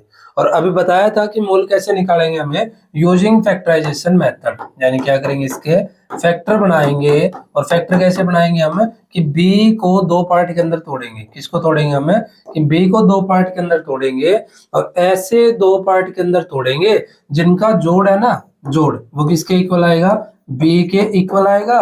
और अगर उनकी गुणा करें ना दोनों की, तो वो किसके इक्वल आएगा, ए और सी की जो गुणा करते हैं उसके क्या आएगा, इक्वल आएगा। यानी इसके फैक्टर कैसे बनाने हैं हमें, कि बी को तोड़ना है कितने पार्ट के अंदर, दो पार्ट के अंदर। और कैसे तोड़ना है, ऐसे तोड़ना है कि उन दोनों का जोड़ करें तो किसके इक्वल आ जाए, खुद बी के इक्वल आ जाए। और उन दोनों की गुणा किसके इक्वल आनी चाहिए, कि ए और सी की जो गुणा करते हैं उसके इक्वल आनी चाहिए। ये क्या अपने पास स्टैंडर्ड फॉर्म है। और कंपैरिजन करके यहाँ से क्या हम वैल्यू निकालते हैं ए बी सी के, तो ए की वैल्यू कितनी आएगी, यानी यहाँ से √2 आएगी। क्या आएगी, √2 आएगी, क्योंकि एक्स का कोफिशिएंट ए है और यहाँ पे √2 है, तो ए की वैल्यू क्या आएगी, √2 आएगी। तो बी की वैल्यू कितनी आएगी, फिर एक्स का कोफिशिएंट भी है और बी कितना है यहाँ पे, यानी 7 हो जाएगा। और सी की वैल्यू कितनी आएगी, 5√2 आएगी। अब करना क्या है हमें, कि b को तोड़ना है, और कितने पार्ट में तोड़ना है, दो में। तो यहाँ पे b की बात करें तो b की वैल्यू कितनी है, 7 है, यानी 7 को तोड़ना है, दो ऐसे फैक्टर के अंदर तोड़ना है जिनको जोड़ करें तो किसके इक्वल आना चाहिए, 7 के इक्वल आना चाहिए। और उन दोनों के गुणा, गुणा किसके इक्वल, a और c के गुणा के इक्वल आना चाहिए। अगर हम a और c की गुणा करते हैं, कि √2 की अगर हम गुणा करते हैं किसके साथ, 5√2 के साथ, तो √2 इंटू √2, अगर बेस सेम है तो पावर क्या हो जाती है, ऐड हो जाती है। तो हाफ प्लस में हाफ, आधा प्लस आधा कितना हो गया, 1 आ गया। मतलब 2 की पावर क्या आ गई, 1 आ गई। और 2 की और 5 की मल्टीप्लाई करेंगे कितना आएगा, 5 दूनी 10 आएगा। तो यानी हमें ऐसी संख्या ढूंढनी है कि जिनकी गुणा तो क्या हो, 10 हो, गुणा कितनी हो, 10 हो, और उन दोनों के जोड़ो तो कितना आना चाहिए, 7 आना चाहिए। अब गुणा 10 की बात करो तो गुणा 10 किसकी होती है भाई, 1 गुणा 10 होती है, 2 गुणा 5 होती है, अदर मल्टीप्लाई आती नहीं है 10। यानी या तो क्या होता है कि 1 इंटू 10 होगा, या इंटू क्या होगा, 2 इंटू में 5 होगा, तभी मल्टीप्लाई क्या आएगी, 10 आएगी। अब अगर बात करें 10 में 1 अगर जोड़ दे घटा दे, तो 10 में 1 जोड़ेंगे तो कितना आएगा, 11 आएगा। बट हमें जोड़ कितना चाहिए, 7 चाहिए, तो ये फैक्टर नहीं होगा। नहीं, इसका जो फैक्टर होगा वो क्या होगा, 2 और 5 होगा। अगर 2 और 5 को जोड़ते हैं हम तो क्या आएगा, 7 आएगा। और 2 और 5 की गुणा करते हैं कितना आएगा, 10 आएगा। यानी बी को हमने दो पार्ट के अंदर तोड़ लिया, कौन से के अंदर, यानी √2x², और किसमें, 2x और 5x में तोड़ दिया, कि 2x और 5x में तोड़ दिया। और प्लस में कितना है, c है वो सेम लिखना है, यानी 5√2 = 0। यानी क्या करना है हमें, b को तोड़ दिया, और कितने पार्ट के अंदर, दो के अंदर। कौन से दो पार्ट है, 2x और 5x के अंदर तोड़ दिया हमने। अब जो कॉमन है वो कॉमन लेंगे, तो यहाँ पे छोटी पावर कॉमन लेंगे। तो यहाँ पे बात करूँ तो 2 की पावर कितनी है, हाफ है। और यहाँ पे बात करें तो 2 की पावर कितनी है, 1 है। तो आधा क्या होता है, छोटा होता है, तो आधा पावर क्या ले लेंगे, कॉमन ले लेंगे, यानी √2 क्या ले लेंगे हम यहाँ से, कॉमन ले लेंगे। फिर बात करें यहाँ पे तो x² और यहाँ पे कितना है, x है, तो x क्या ले लेंगे हम साथ में, कॉमन ले लेंगे। अगर कॉमन लिया तो अंदर क्या बचेगा, √2 कॉमन ले लिया यहाँ से, और एक क्या ले लिया हमने, x कॉमन ले लिया, तो क्या बचेगा यहाँ पे, x बचेगा, क्योंकि एक तो √2 कॉमन आ गया यहाँ से, और एक x कॉमन लिया तो अंदर क्या बच गया, यानी x बच गया। और प्लस में क्या है, फिर 2 है, आधी पावर कॉमन ले ली है, अगर यहाँ पे एक पावर है तो कितनी बचेगी, हाफ बचेगी। तो यहाँ पे क्या बचेगा फिर, √2 बचेगा। और x क्या ले लिया हमने, कॉमन ले लिया। यहाँ से बात करूँ तो फिर क्या कॉमन आएगा, यानी ये फैक्टर क्या बनाने, हमें से बनाने दोनों के दोनों। यहाँ पे क्या आना चाहिए, x प्लस √2 आना चाहिए। तो यहाँ से क्या कॉमन है दोनों के अंदर, यानी 5 कॉमन है। तो क्या कॉमन ले लेंगे, यहाँ से 5 कॉमन ले लेंगे। तो कितना बचेगा फिर अंदर, x प्लस √2 बचेगा। क्या बचेगा, x प्लस में √2, और इक्वल में कितना है फिर, 0 है। इक्वल में क्या लिख देगा मैं, 0। अब ये एक तो ये फैक्टर हो गया, दोनों में कॉमन है, तो x प्लस √2 क्या ले लेंगे, हम कॉमन ले लेंगे। और जैसे ही कॉमन लेंगे तो अंदर क्या बचेगा, √2x बचेगा, और प्लस में क्या बचेगा 5, और इक्वल कितना है, यानी 0 है। अब दो फैक्टर के मल्टीप्लाई इक्वल टू 0 है, इसका मीनिंग कितना है, यानी कि या तो क्या होगा, दोनों फैक्टर 0 होंगे तभी मल्टीप्लाई 0 आएगी, या फिर क्या होगी, एक फैक्टर है वो 0 होगा। हम मान लें, लेट कर लेंगे कि या तो क्या x प्लस √2 है वो 0 है, अगर या फिर क्या है फिर कि √2x और प्लस में 5 क्या है, यानी 0 है। कि इन दोनों में से एक 0 है तभी मल्टीप्लाई क्या है, अपनी 0 आई है। और प्लस √2 है तो इस साइड लेके जाएंगे तो क्या होगा, -√2। तो x की वैल्यू क्या आ जाएगी, यहाँ से -√2 आ जाएगी। और यहाँ से सोल्व करेंगे हम, तो √2x इक्वल टू +5 है, ले लेंगे तो -5। तो x की वैल्यू कितनी आ जाएगी, -5/√2। डिवाइड में नहीं रखेंगे इसलिए क्या कर देंगे, हमारे का प्रीमेकरण। तो जो आंसर होगा x की वैल्यू का वो कितना होगा, यानी -5√2 डिवाइड बाय क्या आ जाएगा, 2 आ जाएगा। और ये भी आंसर हो सकता है कि -5/√2, लेकिन रूट नीचे रखते नहीं है, इसलिए हम क्या कर देंगे, हर का प्रीमेकरण कर देंगे। और जैसे ही करेंगे तो क्या आंसर आ जाएगा, यानी x की वैल्यू क्या होगी, -5√2 डिवाइड बाय क्या आ जाएगा, 2। और एक x की वैल्यू कितनी आ जाएगी, -√2। तो इस क्वेश्चन को हमें ऐसे सोल्व करना है, यानी क्या करना है हमें कि b को दो पार्ट के अंदर तोड़ दिया हमने। कौन से के अंदर तोड़ा, 2 और 5 के अंदर तोड़ा है। और मल्टीप्लाई कितनी चाहिए थी हमें, 10 चाहिए थे। मल्टीप्लाई कितनी चाहिए थी, 10 चाहिए थी, और जोड़ कितना चाहिए था हमें, 7। तो इसके जो फैक्टर मिले हैं वो क्या मिले हैं, 2 और 5 मिले हैं। तो फैक्टर कितने हो गए, 2 और 5 हो गए। अब जो कॉमन है वो कॉमन ले लेंगे। यहाँ पे 2 की पावर 1 है, यहाँ पे 2 की पावर 1/2 है, तो 1/2 छोटी पावर क्या ले लेंगे, कॉमन। और जैसे ही √2 कॉमन लेंगे तो यहाँ से क्या बचेगा, x बचेगा। 2 की पावर यहाँ पे 1 है, और हमने क्या 1/2 कॉमन ले लिया, तो क्या बचेगी, यानी 1/2 पावर बचेगी। और यहाँ से क्या कॉमन ले लेंगे, फिर 5 कॉमन ले लेंगे, तो अंदर क्या बचेगा, x प्लस √2। फिर x प्लस √2 कॉमन ले लेंगे, फिर क्या बचेगा अंदर, यहाँ से बचेगा √2x बचेगा, और यहाँ से क्या बचेगा, प्लस में 5 इक्वल टू 0। अब दो फैक्टर के मल्टीप्लाई इक्वल टू 0, मीनिंग क्या है कि या तो x प्लस √2 0 होगा, या फिर क्या होगा, √2x प्लस 5 इक्वल टू 0। यानी x की वैल्यू एक तो आ जाएगी -√2, और एक क्या आ जाएगी, -5√2 डिवाइड बाय 2 आ जाएगी। अब बात करें नेक्स्ट इंपॉर्टेंट क्वेश्चन, तो इसमें 3 टाइप के इंपॉर्टेंट क्वेश्चन है। वो कौन से है कि दो क्रमागत संख्या दे सकता है आपको, ठीक है। दो क्या है, यानी विषम संख्या दे सकता है, और दो क्या दे सकता है, सम संख्या दे सकता है, या फिर इनके वर्गों का योग दे सकता है। जैसे कि बोल दे क्वेश्चन में कि दो क्रमागत संख्या, दो कौन सी, यानी कंजुगेटिव नंबर, कि दो क्रमागत संख्याओं का गुणनफल दे देगा। कि दो क्रमागत संख्याओं का गुणनफल है वो कितना है, यानी 182 है। कितना गुणनफल, 182 है। तो वो संख्या निकालिए, यानी दो कंजुगेटिव नंबर दे दिया हमें कि जिनकी मल्टीप्लाई हम करते हैं तो कितनी है, 182 है। तो वो क्या करनी है, हमें फाइंड आउट करनी है। या फिर क्रमागत ना देके कैसे क्वेश्चन दे सकते हैं यहाँ से कि दो विषम धनात्मक पूर्णांक दे दे हमें, दो सम धनात्मक पूर्णांक दे दे। तो ये क्रमागत जो संख्या नहीं धनात्मक है, कौन सी लेनी है हमें, धनात्मक लेनी है, यानी पॉजिटिव लेनी है। ध्यान रखना है कि ये जो क्रमागत संख्या लेनी है वो कैसे लेनी है, हमें धनात्मक संख्या देगा क्वेश्चन में कि दो क्रमागत धनात्मक संख्याओं का गुणनफल है वो कितना है, 182 है। तो संख्या निकालिए, नंबर फाइंड आउट कीजिए। या फिर क्या दे देगा, विषम दे देगा, या क्या दे देगा, सम दे देगा, या फिर क्या दे देगा, इनके वर्गों का योग दे देगा कि इनके वर्गों का योग इतना है, तो वो फाइंड आउट कीजिए। पहली बात करते हैं हम कि दो क्रमागत संख्याओं का गुणनफल कितना, 182 है। तो लेट कर लेंगे, हम मान लेंगे कि माना पहली संख्या कि जो फर्स्ट नंबर है ना वो लेट कर लेंगे, क्या मान लेंगे हम, x मान लेंगे।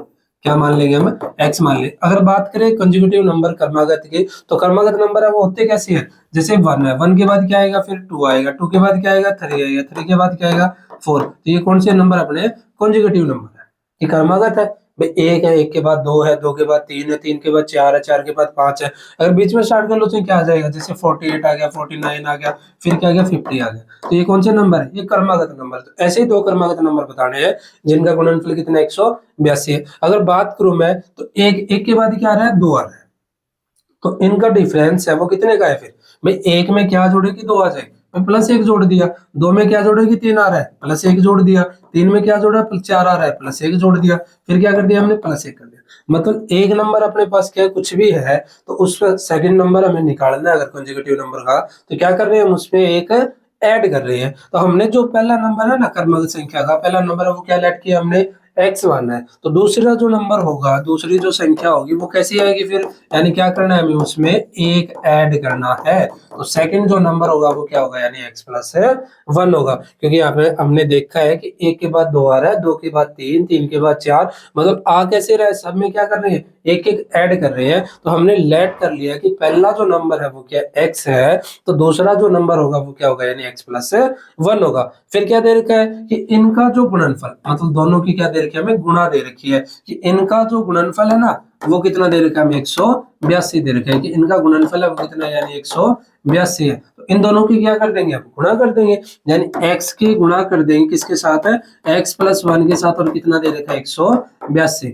अब जैसे ही मल्टीप्लाई करेंगे x के अंदर तो क्या आएगा x स्क्वायर आएगा, x के 1 के साथ मल्टीप्लाई करेंगे तो क्या आएगा प्लस x आएगा, और इस साइड इसको लेके आएंगे तो क्या हो जाएगा माइनस 182 इक्वल टू 0। तो अब इसके क्या बना लेंगे हम फैक्टर बना लेंगे और क्या कर लेंगे इसको सोल्व कर लेंगे, यानी x की वैल्यू फाइंड आउट कर देंगे। तो यहाँ से जो x की वैल्यू आएगी निकल के वो क्या आएगी यानी -14 आएगी, और क्या आएगी प्लस 13 आएगी, कि क्या आएगा अपने पास 13 और 14 की मल्टीप्लाई जो करते हैं वो कितनी आएगी यानी 182 आएगी। तो इसका जो सोल्यूशन होगा वो क्या होगा 13 और -14, नेगेटिव हम लेंगे नहीं क्योंकि मैंने बोला था कि पॉजिटिव लेने हैं हमें धनात्मक लेने हैं। तो x की वैल्यू 13 आ जाएगी, एक संख्या 13 है तो दूसरी कितनी है फिर 14 है, और यही क्या करना था हमें फाइंड आउट करना था कि अगर क्रमागत संख्या आ जाए तो वो लेट कैसे करोगे आप, कि पहली संख्या x मानोगे तो दूसरी क्या होगी x प्लस 1 होगी। इनका आपने क्या दे रखा था गुणनफल, तो दोनों की क्या कर देंगे गुणा, और यहाँ से क्या बन के आ जाएगी अपने पास एक क्वाड्रेटिक इक्वेशन, और इसके क्या बना लेंगे फैक्टर बना लेंगे और किसकी वैल्यू निकाल देंगे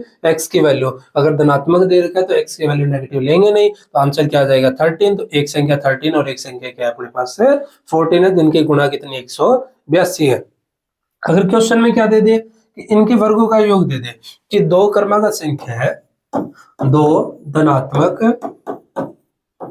क्रमागती संख्या है अपने पास, यानी क्या है कि दो पॉजिटिव कंजुगेटिव इंटीजर ही दे रखे हैं जिनके वर्गों का योग अब की बार क्या दे दिया हमें कि जिनके वर्गों का योग दे दिया, वर्गों का योग अब कितना है यानी 306। कि अब की बार क्या दे दिया हमें वर्गों का योग दे दिया क्वेश्चन के अंदर, कि इनके वर्गों का योग कितना है 306। पिछली बार क्या दिया था कि दो क्रमागत संख्या उनका गुणनफल दे दिया, अब की बार क्या है उनके जो भी नंबर है ना उनके वर्गों का योग करना है, मतलब क्या करना है कि उनका स्क्वायर करना है हमें, और उनका क्या करना है सम करना है, वो दे रखा है अब की बार क्वेश्चन में। कितना दे रखा है 306। तो लेट कर लेंगे, मान लेंगे पहला जो नंबर है ना फर्स्ट जो नंबर है वो क्या लेट कर लिया हमने x मान लिया, तो पहली संख्या क्या है अपने पास x है, तो दूसरी कितनी आएगी भाई, दूसरी तो x प्लस 1 आएगी, क्योंकि अपने पास जो दे रखा है वो क्या दे रखा है हमें कॉन्जुगेटिव इंटीजर दे रखा है कि क्रमागत पूर्णांक हमें लेने हैं, तो क्रमागत लेने तो क्या आएगा यानी x प्लस 1 आएगा, तो सेकंड क्या होगा x प्लस 1 होगा। लेकिन क्वेश्चन में अब की बार इनका गुणनफल न दे के हमें क्या दे रखा है कि इनके वर्गों का योग है, यानी इनके वर्गों का योग, मतलब क्या करना है हमें कि पहले नंबर का जो है इसका वर्ग करना है, यानी वर्गों का योग दे रखा है हमें कि वर्गों का योग है ना नंबर जो है उनका वो कितना है 306, तो वर्गों का योग इक्वल टू 306, यानी पहले नंबर का क्या करेंगे हम वर्ग करेंगे, तो ये वर्ग कर दिया फर्स्ट नंबर का, प्लस में दूसरे नंबर का भी क्या करेंगे वर्ग करेंगे, और इन दोनों की अब की बार गुणा न बोल के क्या दे रखा है योग दे रखा है, यानी इन दोनों को क्या करना है हमें ऐड करना है, और क्या दे रखा था क्वेश्चन में वर्गों का योग, मतलब पहले नंबर का वर्ग प्लस में दूसरे नंबर का वर्ग, और इन दोनों का योग है वो कितना है यानी इक्वल टू 306। ठीक है, अब सोल्व कर लेंगे, तो एक्स स्क्वायर का एक्स स्क्वायर आएगा, ए प्लस बी का होल स्क्वायर, फार्मूला क्या होता है ए स्क्वायर प्लस में बी स्क्वायर और प्लस में क्या आ जाएगा 2ab और माइनस 306 इक्वल टू 0। तो एक्स स्क्वायर और एक्स स्क्वायर कितना आ गया 2x स्क्वायर आ गया, प्लस में क्या आ गया 2x आ गया, और यहाँ से क्या है ये हटा लेंगे तो कितना आ जाएगा माइनस 305 इक्वल टू 0, और ये अपने पास क्या बन के आ गया यानी क्वाड्रेटिक इक्वेशन बन के आ गया, और इसके क्या निकाल देंगे हमें रूट फाइंड आउट कर लेंगे। तो ऐसे हमें क्या है सोल्व करना है, ध्यान रखना है कि क्रमागत क्या है संख्या दे देगा, उनका गुणनफल दे देगा, या फिर क्या दे देगा इनके वर्गों का योग दे देगा। जैसे वर्गों का योग दे दो 365 है, कितना 365 है, तो यहाँ पे कितना आ जाएगा फिर 365 आ जाएगा, और ये घटा देंगे तो कितना बचेगा यहाँ पे 364 बचेगा, और 364 बचेगा, यहाँ से 2 कॉमन ले लेंगे हम। जैसे ही 2 कॉमन लेंगे तो क्या बन जाएगी अपने पास, यानी एक्स स्क्वायर माइनस एक्स, और क्या बचेगा फिर माइनस 182 इक्वल टू 0। अब इसकी क्या बना लेंगे, फैक्टर बना लेंगे, और इसको क्या कर लेंगे, सोल्व कर लेंगे। तो ध्यान रखना है कि क्वेश्चन में क्या है, क्रमागत संख्या जो देगा, कंजुगेटिव इंटीजर जो देगा, उनका गुणनफल या फिर क्या बोल देगा, उनके वर्गों का योग। नेक्स्ट क्या है फिर इसमें, कि वो विषम संख्या दे दे, कि दो विषम संख्या है उनका क्या है, गुणनफल दे दे, या फिर उनके वर्गों का योग दे दे, कि उनके जो वर्गों का योग भी दे सकता है हमें, क्या दे सकता है, उनका गुणनफल। कि दो क्या लेनी है हमें, दो धनात्मक विषम पूर्णांक लेने हैं।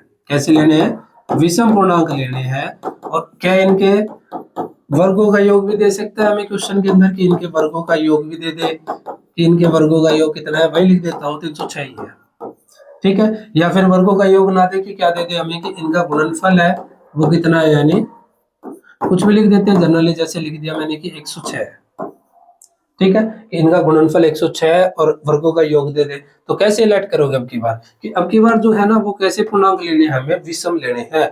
पिछले जो क्वेश्चन में थे वो कैसे लेने थे, कॉन्जुगेटिव इंटीजर लेने थे, कि क्रमागत लगातार लेने थे हमें। बट अब की बार जो लेने हैं ना, लेने तो विषम है, क्रमागत ही लेने हमें, बट लेने कैसे है अब की बार, विषम लेने हैं। तो लेट कर लेंगे कि मान ले कि पहला जो नंबर है ना, पहली जो संख्या है वो x मान लेंगे, कि फर्स्ट नंबर है वो क्या है अपने पास है, x है। तो सेकंड जो नंबर होगा ना, दूसरी संख्या होगी वो क्या होगी, यानी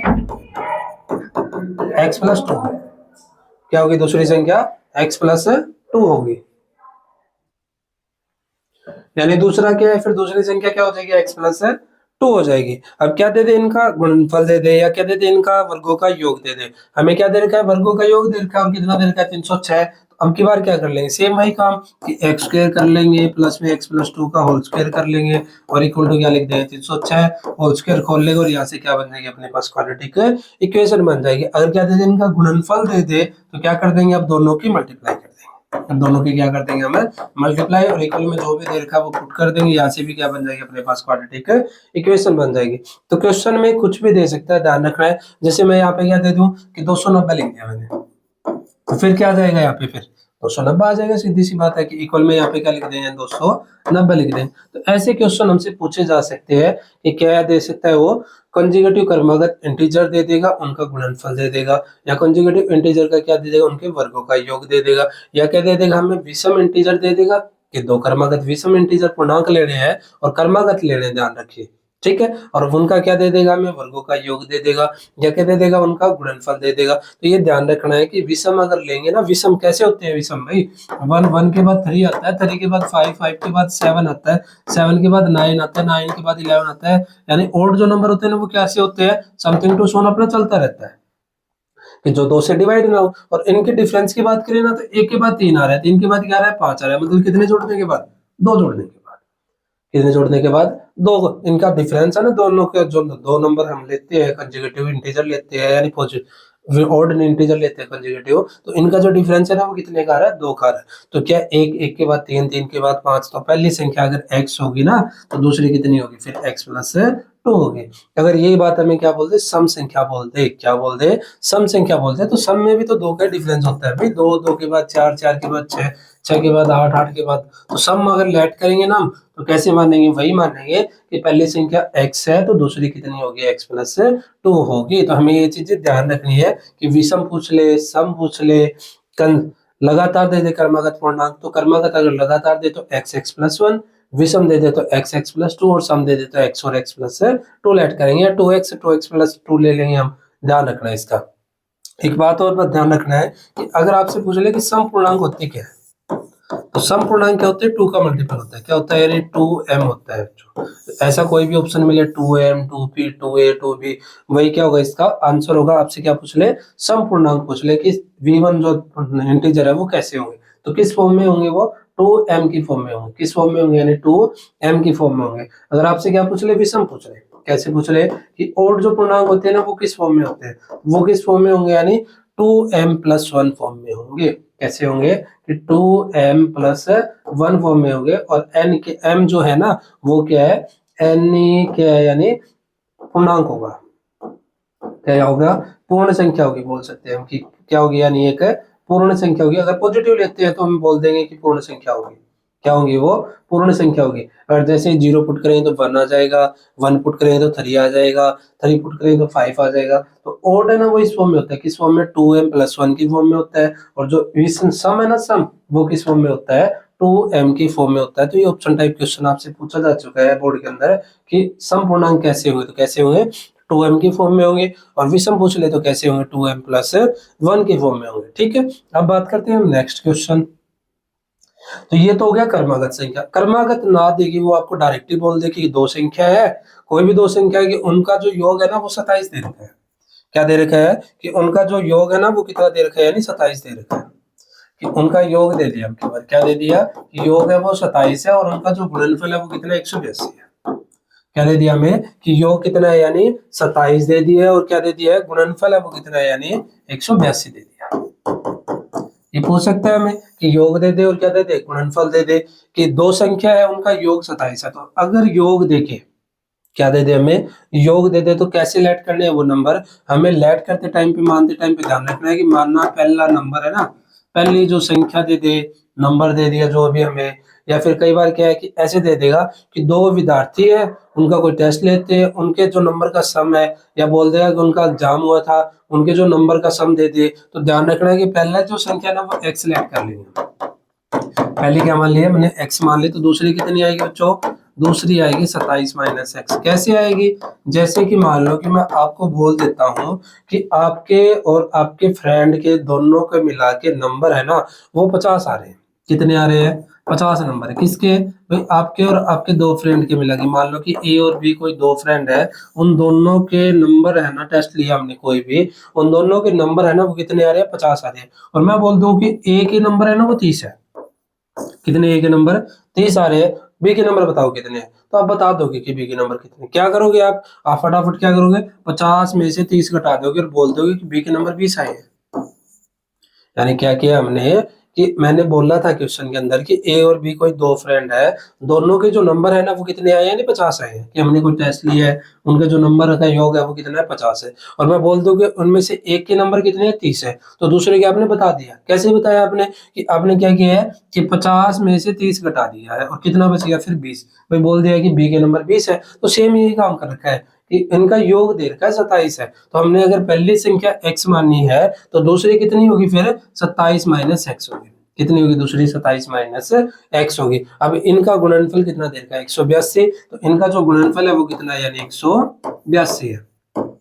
अब क्या कर देंगे, इनकी मल्टीप्लाई कर देंगे हम। तो यानी क्या है, पहली संख्या इंटू में दूसरी संख्या, इन दोनों की मल्टीप्लाई, और इक्वल टू कितना, 182 है। अब दोनों की मल्टीप्लाई कितनी आएगी फिर, 27x आएगी। फिर क्या आएगा, -x² आएगा, और -182 इक्वल टू 0। अब यानी क्या, नेगेटिव कॉमन ले लेंगे, नेगेटिव कॉमन लेंगे तो क्या आएगा, x² आ जाएगा, -27x आ जाएगा, प्लस 182 इक्वल टू 0। अपने पास क्या बन गई, आ गई क्वाड्रेटिक की इक्वेशन आ गई। इसका क्या कर लेंगे, हम फैक्टर कर लेंगे, और फैक्टर निकालने करने के बाद इसका क्या सॉल्यूशन आ जाएगा। यानी x की वैल्यू क्या होगी, 13 और 14 होगी। क्या होगी, 13 और 14 होगी। तो ऐसे हमें सोल्व करना है। ये क्वेश्चन में क्या दे सकता है, यानी योग भी दे सकता है कि दो संख्याओं का योग इतना है। तो 27 है तो पहली संख्या x मान लेंगे, दूसरी 27 - x आएगी। फिर क्या है, इनका गुणनफल दे रखा है तो गुणनफल कर देंगे। कई बार क्या है, गुणनफल ना देके हमें वर्गों का योग दे दे, तो वही काम करना है कि पहले नंबर का वर्ग फिर दूसरे नंबर का वर्ग, इक्वल में जो भी दे रखा है इक्वल टू पुट करेंगे, और क्या कर देंगे, उसको हमें सोल्व कर देंगे। कि गुणनफल ना देके वो क्या कर दे कि वर्गों का योग दे दे। इसमें भी बाय द वे कि उनके वर्गों का योग है ना, अब की बार वो दे दे, वो कितना दे दे कि 365 है। कि वर्गों का योग कितना, 365 है। तो सेम काम करोगे कि पहली संख्या x है, दूसरी 27 - x है, वो इससे आई है। ध्यान रखना है कि योग 27 दे रखा है, दोनों संख्याओं का योग कितना है, 27 है, बट वर्गों का योग है वो 365 है। तो क्या करोगे अब की बार कि फर्स्ट नंबर का वर्ग करोगे, प्लस में सेकंड नंबर का वर्ग करेंगे, और इक्वल जो भी हमें दे रखा है वो इक्वल पुट करेंगे, और इसके बाद क्या होल स्क्वायर खोल लेंगे, और इसको क्या कर लेंगे, हमें सोल्व कर लेंगे। तो ऐसे क्वेश्चन भी आपसे पूछ सकता है, ध्यान रखना, ठीक है। अब बात करें हम नेक्स्ट नेक्स्ट नेक्स्ट जो इस एक्सरसाइज में इंपॉर्टेंट जो क्वेश्चन है वो कौन सा है फिर, एक वो 4.2 का क्वेश्चन है। किसका है 4.2 का क्वेश्चन है कि एक ट्रायंगल वाला क्वेश्चन दे रखा है उसमें, और बोल रखा गया है कि ऊंचाई आधार से 7 सेंटीमीटर क्या कम है। यानी क्या है, एक ट्रायंगल दे रखी है हमें, कोई भी राइट एंगल ट्रायंगल है अपने पास। राइट एंगल ट्रायंगल कौन सी होती है, जिसमें क्या 90 डिग्री का एंगल हो और जिसके अंदर क्या लग जाए, पाइथागोरस प्रमेय लग जाए। और पाइथागोरस प्रमेय होता क्या है कि एक भुजा का वर्ग अन्य दो भुजाओं के वर्गों के योग के बराबर हो, वही क्या होता है, पाइथागोरस प्रमेय होता है। और बस नाम दे दिया फिर वो कि कर्ण स्क्वायर बराबर आधार स्क्वायर प्लस में लंब स्क्वायर, यानी बड़ी भुजा है वो कर्ण होगी, छोटी भुजा यानी आधार और क्या होगी, यानी लंब का स्क्वायर के बराबर होगी। और कर्ण क्या होता है, 90 डिग्री के सामने वाली भुजा है वो क्या होती है, यानी कर्ण होती है।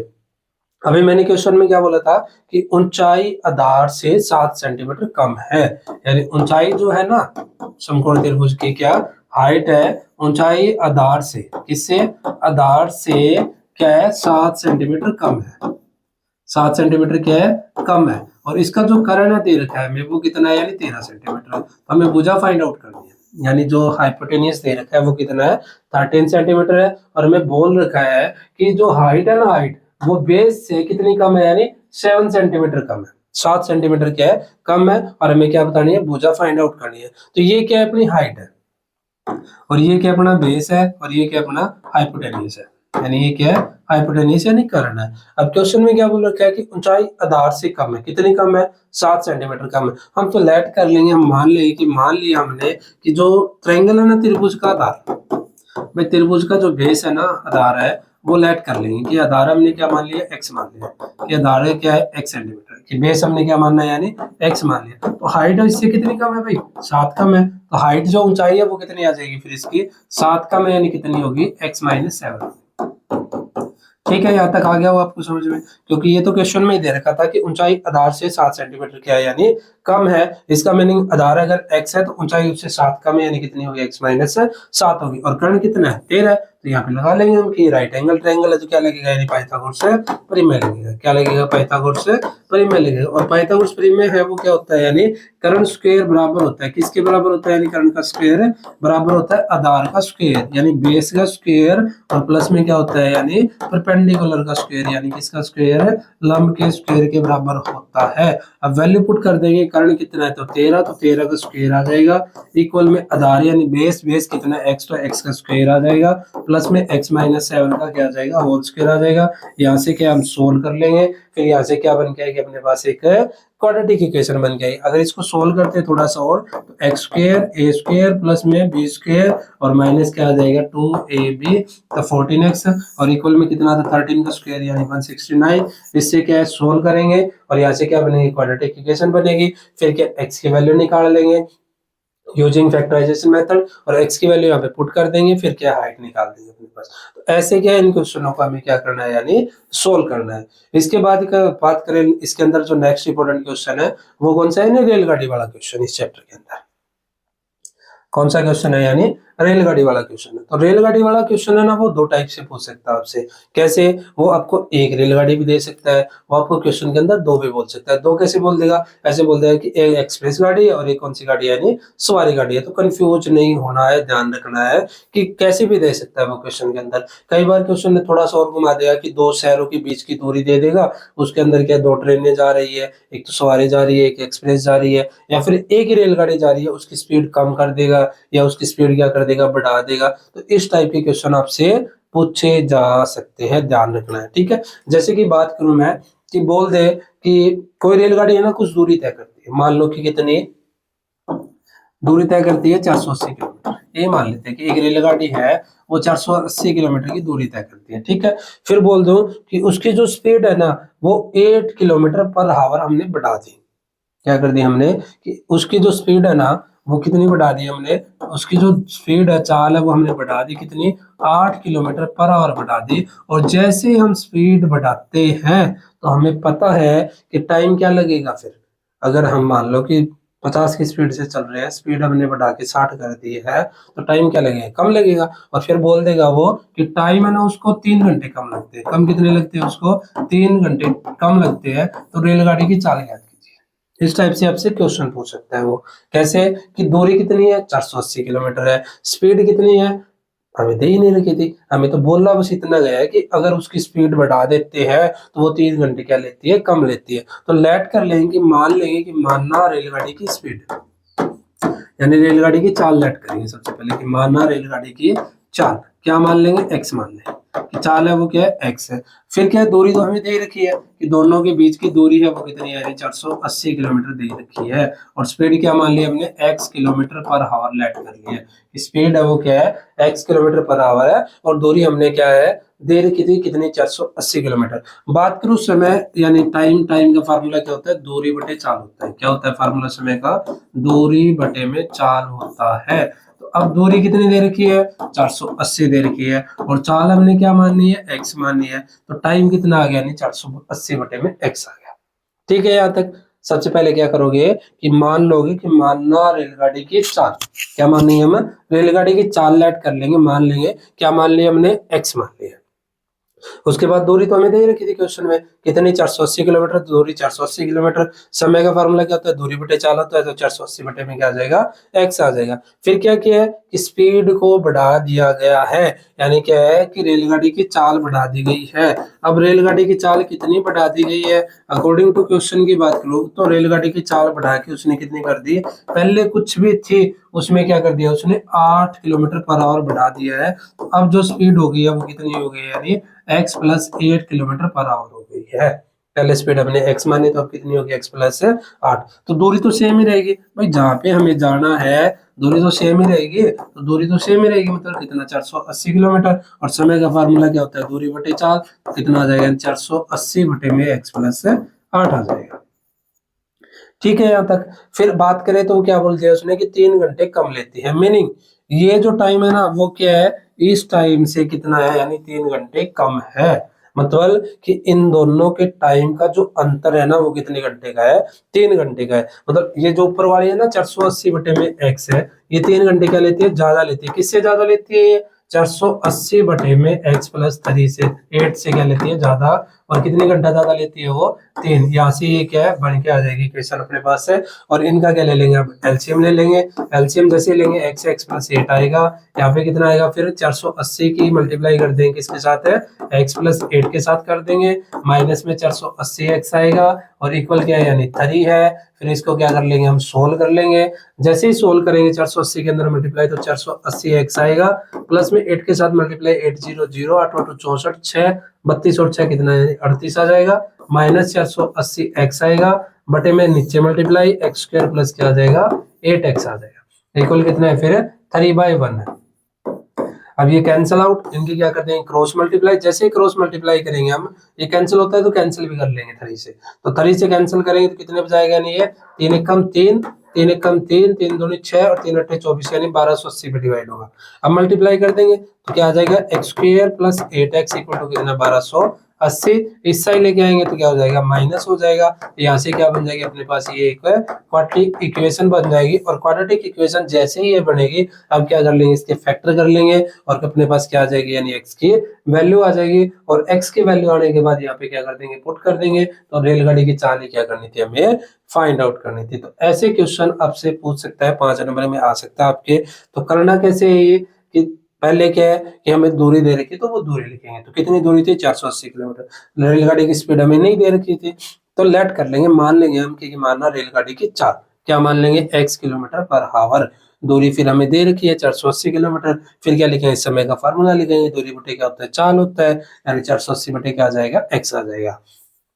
फिर बात करो according to question. According to question क्या बोला था उसने कि रेलगाड़ी की चाल है वो बढ़ानी है, कितनी बढ़ानी है, 8 किलोमीटर पर आवर। तो हमने क्या बढ़ा दी, 8 किलोमीटर पर आवर बढ़ा दी। दूरी तो सेम ही थी, समय निकाल लिया हमने। फिर क्या बोल दिया कि अगर स्पीड बढ़ाई है तो टाइम क्या लगेगा, कम लगेगा। और कितने घंटे कम लगेगा, 3 घंटे। तो इस टाइम में से ये टाइम घटा दें, इक्वल टू 3 लिख देंगे, और उसको क्या कर देंगे, अब हम सोल्व कर देंगे। अगर यही टाइम, यही जो स्पीड है ना, वो बढ़ाने की बजाय घटा भी सकता है, ध्यान रखना है। जैसे अदर लेते हैं हम एग्जाम्पल, सेम ही लेता हूं मैं कि दूरी तो सेम ही है, कि दूरी कितनी है, 480 किलोमीटर है। अब की बार है ना, रेलगाड़ी की जो स्पीड है ना, वो बढ़ाने की बजाय क्या कर दी उसने, रेलगाड़ी की चाल अब की बार घटा दी है। और कितनी घटाती है, वही घटा दी, सेम लिख देता हूँ कि 8 किलोमीटर पर आवर अब की बार क्या कर दी है, यानी घटा दी गई है, कम कर दी गई है। तो अब की बार जो समय है ना वो 1 घंटा क्या लेती है, फिर अधिक लेती है। अब की बार क्या कर दिया हमने, स्पीड कम कर दी है रेलगाड़ी की, तो 1 घंटा क्या लेती है, वो अधिक लेती है। तो अब कैसे सोल्व करेंगे, वैसे ही सोल्व करेंगे। जैसे क्या करेंगे हम, सबसे पहले वही काम करेंगे कि मान लेंगे सबसे पहले कि मानना रेलगाड़ी की चाल, क्या करेंगे कि मानना रेलगाड़ी की चाल, यानी रेलगाड़ी की, हम ट्रेन की क्या मान लेंगे, स्पीड मान लेंगे, और क्या मान लिया हमने, x किलोमीटर पर आवर मान ली है। फिर क्या लिखेंगे हम कि दूरी जो भी दे रखी है, कितनी दे रखी है, 480 दे रखी है, तो 480 लिख देंगे। अदर जो भी दे रखी है, 365 दे रखी है, 365, 120, 120 जो भी हमें दे रखी है उस हिसाब से लिख देंगे। फिर समय का फार्मूला लिखेंगे, क्या होता है, दूरी बटे में चाल होता है, क्या होता है, दूरी बटे में चाल होता है। तो दूरी बटे क्या आ जाएगा, चाल आ जाएगा। अब वैल्यू पुट कर देंगे कि दूरी कितनी है, 480 है, चाल कितनी है, x है, समय आएगा। फिर क्या कर दिया कि रेलगाड़ी की स्पीड है ना, अब की बार क्या की है, उसने कम किया, तो रेलगाड़ी की चाल है वो क्या कर दी, अकॉर्डिंग टू क्वेश्चन लिखेंगे हम कि रेलगाड़ी की चाल है वो क्या कर दी, कम कर दी। और कितनी कम कर दी है, 8 किलोमीटर पर आवर कम कर दी। तो अब की बार x माइनस 8 आ जाएगा। बस ये ध्यान रखना है हमें कि टाइम क्या है, यानी चाल क्या आ जाएगी यहाँ पे, अब की बार है x माइनस 8 आ जाएगी। उसमें क्या थी, x प्लस 8 थी। फिर क्या है, दूरी तो सेम ही रहेगी, यानी दूरी कितनी है, 480 है, तो दूरी कितनी है, 480 किलोमीटर है ही है अपनी। और टाइम निकाल लेंगे, यहाँ से समय निकाल लेंगे। समय का फार्मूला क्या होता है, दूरी बटे चाल होता है। तो क्या आ जाएगा, 480 बटे में x माइनस 8 आ जाएगा। बट अब की बार अगर स्पीड क्या किया हमने, कम की है, तो ये टाइम क्या लेगी, ज्यादा लेगी। ये टाइम क्या लेगी, ज्यादा लेगी। और कितना ज्यादा लेगी, 1 घंटा ज्यादा लेगी। तो अब की बार है ना, इस टाइम में से घटाएंगे, किसमें से, 480 बटे x माइनस 8 में से घटाएंगे। और क्या घटाएंगे, 480 बटे में x घटाएंगे, और इक्वल क्या लिखते हैं, 1 लिख लेंगे। इसका क्या एलसीएम लेके सोल्व कर लेंगे। बट उसमें क्या किया था हमने, ध्यान दिया हो तो अपने, उस क्वेश्चन के अंदर हमने जो किया था वो क्या किया था कि ये टाइम क्या ले रही थी, ज्यादा ले रही थी, क्योंकि हमने स्पीड क्या कर दी थी, बढ़ा दी थी। इसमें क्या किया था, 480 बटे x में से घटाया था हमने 480 बटे में x प्लस 8 घटाया था, क्योंकि हमने स्पीड क्या कर दी थी, बढ़ा दी थी। यानी बाद वाले टाइम में से, यानी पहले वाले टाइम में से बाद वाला टाइम घटाना है। कब, जब स्पीड क्या कर दे, बढ़ा दे। अगर स्पीड क्या कर दे, वो कम कर दे, स्पीड क्या कर दे, वो कम कर दे, तो जो बाद वाला टाइम है ना उसमें से पहले वाला टाइम घटाना है। और जो भी हमें टाइम दे रखा है वो इक्वल में पुट करना है, और क्या करना है, उसको सोल्व करना है। उसके बाद ध्यान रखना है, ठीक है। अब बात करते हैं हम नेक्स्ट कि अपने पास क्या दे दे, दो शहरों के बीच की दूरी का क्वेश्चन आ जाए इसी में भी। भाई थोड़ा सा क्वेश्चन को चेंज कर दे, वो कि बोल दे कि दो शहर अपने पास क्या है, यानी मैसूर दे दिया एक तो, कि एक तो मैसूर है और एक क्या है, यानी बैंगलोर है। क्या दे दिया कि मैसूर और बैंगलोर के बीच की दूरी है ना वो कितनी है, 365 किलोमीटर है। ठीक है। फिर क्या दे दे वो, भाई घर रेलगाड़ी एक भी दे सकता है, वो रेलगाड़ी दो भी दे सकता है, कि दो रेलगाड़ी दे दे। अगर एक तो क्या दे दी, एक्सप्रेस दे दी, एक तो क्या दे दी, एक्सप्रेस गाड़ी दे दी उसने, और एक क्या दे दी उसने, सवारी गाड़ी दे दी। क्या दे दी, एक तो एक्सप्रेस गाड़ी दे दी और एक क्या दे दी, सवारी गाड़ी दे दी। और इसमें भी क्वेश्चन को कैसे बोल दिया उसने कि एक्सप्रेस गाड़ी की चाल है ना वो सवारी गाड़ी की चाल से, यानी कितना, कि एक्सप्रेस गाड़ी की जो चाल है वो सवारी गाड़ी की चाल से कितना, भाई 8 किलोमीटर पर आवर क्या है, स्पीड ज्यादा है। कितनी ज्यादा है, 8 किलोमीटर पर आवर स्पीड क्या है, ज्यादा है। तो वह जो भी स्टेशन पे, यानी मैसूर से बेंगलोर पहुंचने में टाइम क्या लेगा, फिर अगर स्पीड ज्यादा है तो कम लेगा। और कितने घंटे कम लेता है, यानी 3 घंटे कम लेता है। तो रेलगाड़ी की चाल ज्ञात कीजिए, कौन सी की, सवारी गाड़ी और एक्सप्रेस गाड़ी की चाल बतानी है हमें। क्वेश्चन में क्या बोला गया है, यानी कि मैसूर और बेंगलोर के बीच की दूरी है वो 365 किलोमीटर है। तो कोई जरूरी नहीं है वो 365 ही दे, वो 63 भी दे सकता है, वो कुछ भी दे सकता है, ध्यान रखना है, ठीक है।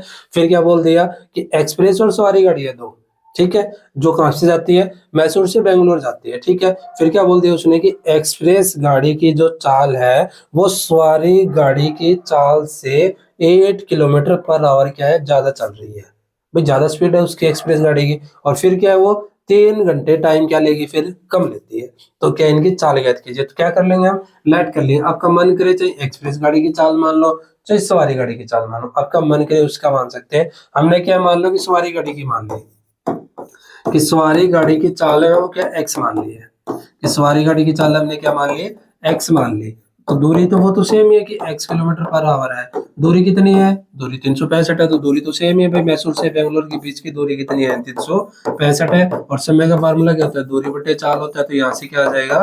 365 बटे x आ जाएगा। ठीक बात है, यहाँ तक कोई दिक्कत नहीं है। फिर क्या बोला है कि एक्सप्रेस गाड़ी है ना, वो इससे क्या चल रही है? स्पीड चल रही है। और कितनी स्पीड है?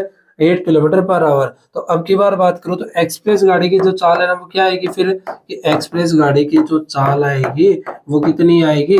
उससे कितनी ज्यादा है? 8 किलोमीटर पर आवर ज्यादा है। तो कितनी आ जाएगी? यानी x plus 8 kilometre per hour आ जाएगी यहाँ पे। ठीक है, दूरी तो सेम ही है भाई। तो दूरी कितनी होगी? 365 होगी। और टाइम कितना है निकाल लेंगे हम। क्या होता है? दूरी बटे चाल होता है। तो समय कितना आ जाएगा? यानी फिर इस हिसाब से x प्लस 8, यानी क्या होता है? दूरी बटे चाल तो 365 बटे क्या आ जाएगा? x प्लस 8 आ जाएगा। और टाइम क्या लेगी? अगर स्पीड बढ़ गई तो हमें भी पता है, अभी किया था हमने, कि अगर क्या है स्पीड बढ़ गई है तो टाइम क्या लेगी? कम लेगी। और कितना कम लेगी?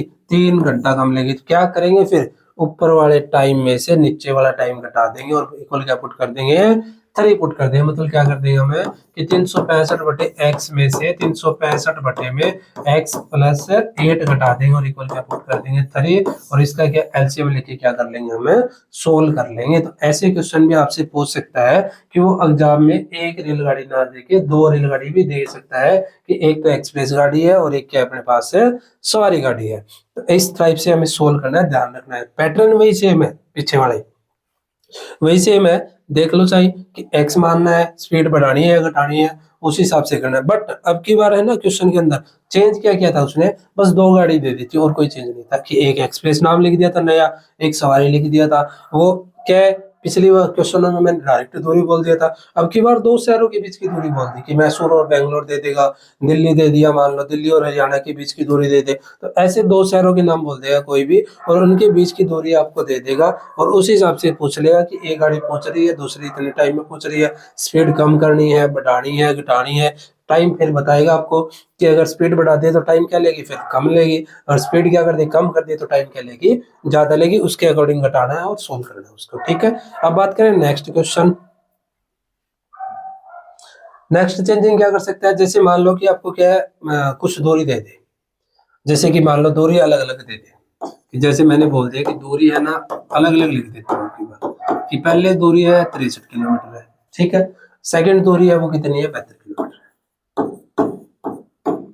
कितनी, यानी 72 किलोमीटर। भाई अगर डिस्टेंस अलग अलग दे दे, ठीक है, फिर क्या करेगा वो बताएगा आपको कि वो स्पीड देगा।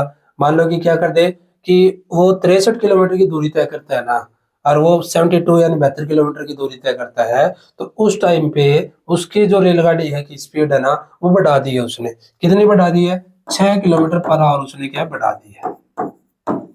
भाई वो 63 किलोमीटर की दूरी तय करता है, जितने भी टाइम में करता है हमें नहीं दे रखा है, ठीक है। तो और जब वो 72 किलोमीटर की दूरी तय करता है ना, तो वो रेलगाड़ी की स्पीड है ना वो कितनी बढ़ा देता है? 6 किलोमीटर पर आवर बढ़ा देता है। और स्पीड जैसे ही उसने बढ़ाई है ना, फिर क्या दे देगा इनका? अब की बार टाइम ना ऐसे ना देके वो बोल दिया कि उसने जो टोटल टाइम है ना दोनों को, कौन से में 63 और 72 दोनों की दूरी है ना तय करने में, वो टोटल 3 घंटे लेता है। क्वेश्चन को ध्यान से सुन लेना, क्या बोला है हमने अब की बार, कि दूरी अब की बार 2 दे दी है उसने। एक तो क्या दे दी है?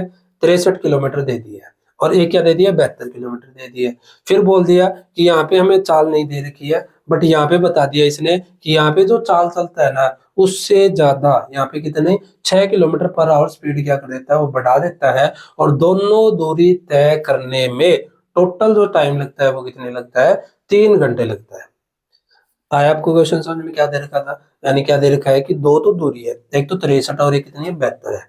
एक कितनी है? 63 और एक कितनी है? 72 है। दूरी अलग अलग चेंज कर दी उसने। यहाँ पे नहीं बताया कि कुछ स्पीड से रेलगाड़ी चल रही है, वो नहीं बताया। बट यहाँ पे बता दिया कि अगर 72 किलोमीटर वाली दूरी तय करते हैं तो रेलगाड़ी की जो पहले जो स्पीड थी उससे हमने 6 किलोमीटर पर आवर क्या कर दिया? बढ़ा दिया है। और दोनों को टाइम पहुंचने में कितना टाइम लगता है? टोटल 3 घंटे लगता है।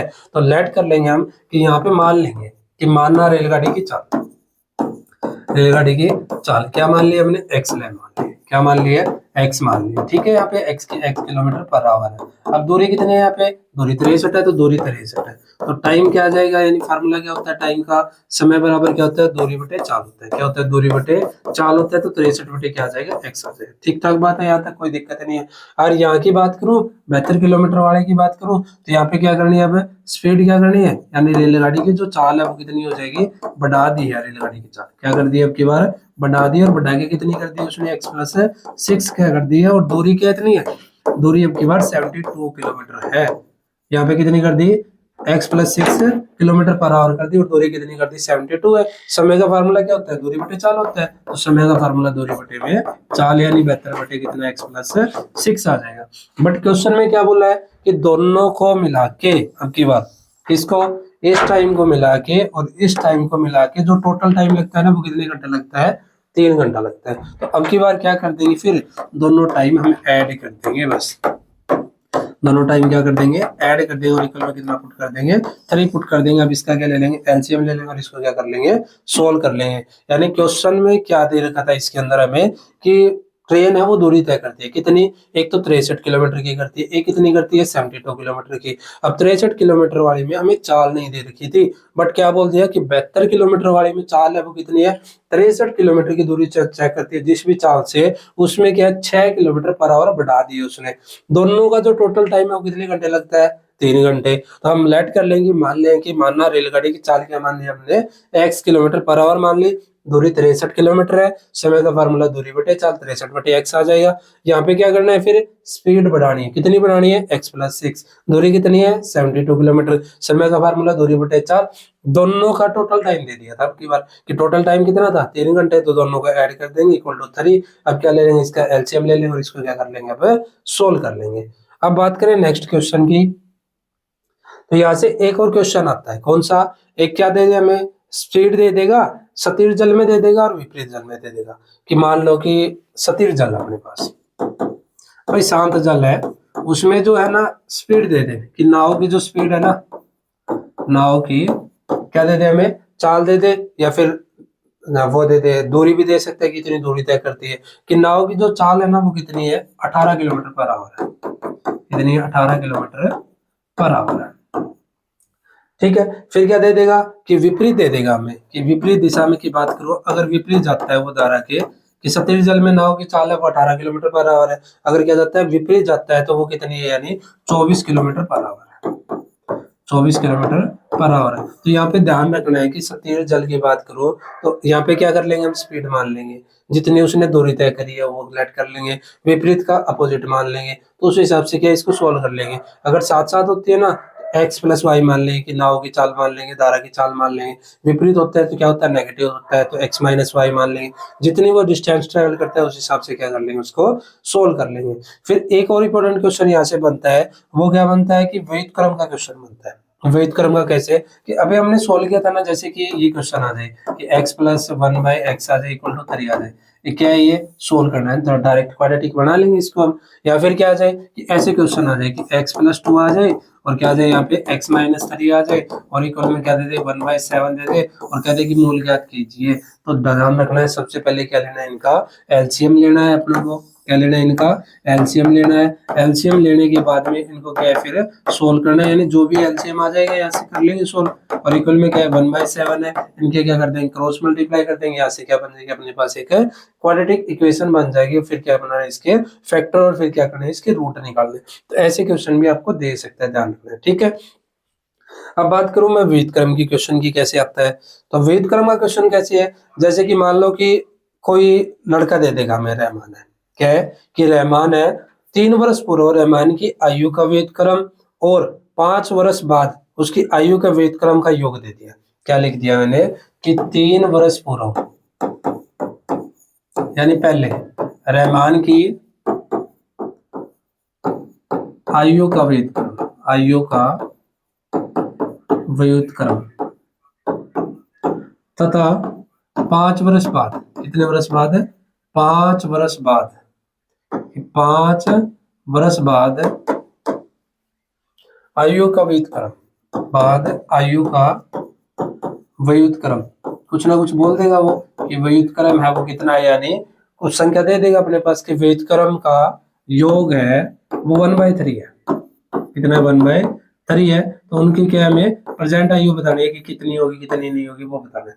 वैध क्रम होता है क्या है, उल्टा होता है। वैध क्रम क्या होता है, उल्टा होता है। जैसे कि मैं बोल दूं कि 2 है एक संख्या, उसका वैध क्रम क्या होगा, तो कितना होगा, 1/2 होगा। कितना होगा, 1/2 होगा। जैसे मैंने बोल दिया कि 1/7 है, इसका वैध क्रम कितना होगा, तो 7 होगा। कितना होगा, 7 होगा। मतलब उसको उल्टा करके लिखना है। तो यहाँ पे क्या बोल रखा है हमें कि 3 वर्ष पूर्व, मतलब रहमान की आयु है, कुछ ना कुछ ऐड कर लेंगे कि माना रहमान की वर्तमान आयु। क्या मान लेंगे हम, कि माना रहमान की प्रेजेंट आयु है, वो लेट कर लेंगे कि माना रहमान की वर्तमान आयु है, वो क्या मान लिया हमने, एक्स मान लिया कि रहमान की वर्तमान आयु है वो कितनी है, एक्स है। अगर बात करूं मैं इसके विपरीत क्रम की, इसकी बात करूं विपरीत क्रम की, तो इसका जो विपरीत क्रम होगा वो कितने होगा, यानी 1/x होगा।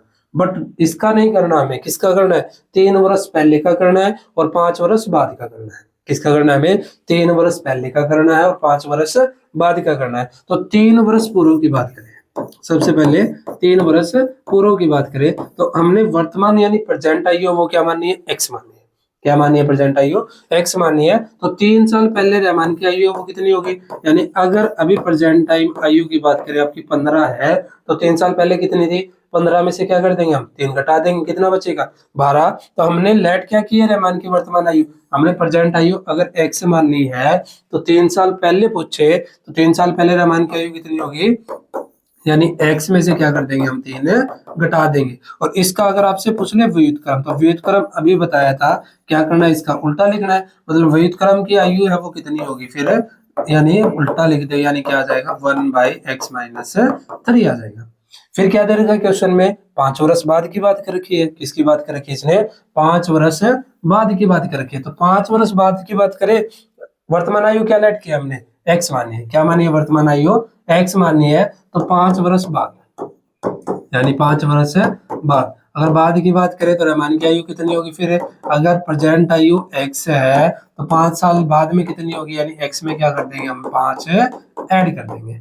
अगर प्रेजेंट आयु आपकी 15 है, 5 जोड़ देंगे तो कितना होगा फिर, 20 होगा। सेम रहमान की है कि अगर प्रेजेंट आयु x है तो 5 साल बाद कितनी होगी, x+5 होगी। और इसके विपरीत क्रम बोल दे तो विपरीत क्रम कितना होगा, यानी इसका 1/x+5 होगा। क्या होगा, इसका विपरीत क्रम 1/x+5 होगा। अब इन दोनों का योग दे रखा है, इन दोनों का क्या है, योग दे रखा है। यानी क्या दे रखा है हमें, 1/3 दे रखा है। योग कितना है, 1/x-3 और प्लस में क्या है, 1/x+5 और इक्वल कितना दे रखा है, 1/3 दे रखा है। अब क्या कर लेंगे, इसका एलसीएम ले लेंगे। यहाँ से क्या बन जाएगी अपने पास, एक क्वाड्रेटिक बन जाएगी और फिर क्या इसके फैक्टर कर लेंगे और x की वैल्यू हम निकाल लेंगे, ध्यान रखना है। तो आगे तो कर ही लोगे कि यहाँ पे क्या करना है, हमें एलसीएम लेना है, इसके बाद क्या बनाना है, इसके फैक्टर बनाने और इसको क्या करना है फिर सोल्व करना है। तो ऐसे क्वेश्चन भी आपसे पूछ सकता है, ध्यान रखना है, ठीक है।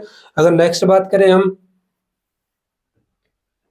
तो नेक्स्ट एक क्वेश्चन और है, इसके अंदर क्या दे रखा है कि अपने पास क्या है, यानी एक आयत है उसका परिमाप दे रखा है।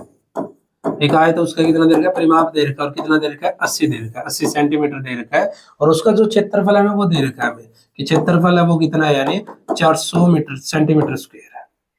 कि एक आयत है उसका परिमाप है वो तो 80 मीटर है और क्षेत्रफल है वो कितना है, 400 सेंटीमीटर स्क्वायर है, ठीक है। और क्या है, आयत की भुजा बतानी है हमें कि भुजा कौन सी होगी कौन सी नहीं होगी। तो लेट कर लेंगे, माना कि आयत की क्या है, आयत की लंबाई मान लेंगे, कि आयत की लंबाई मान लेंगे या फिर चौड़ाई मान लेंगे, कुछ भी अपनी मर्जी है वो लेट कर लेंगे। कि मान लिया हमने कि लंबाई है वो कितनी है, यानी 1 सेंटीमीटर है।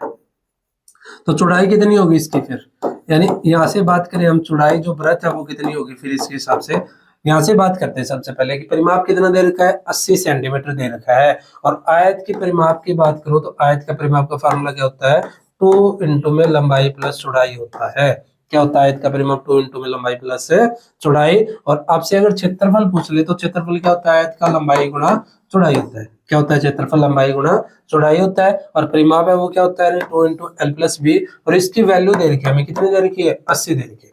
कितनी दे रखी है इसकी वैल्यू, 80। तो यहाँ से ये 2 क्या है, मल्टीप्लाई, इस साइड किस में जाएगा, डिवाइड में। तो डिवाइड में जाएगा तो ये कैंसिल आउट, कितना आ जाएगा यहाँ से 40 आ जाएगा।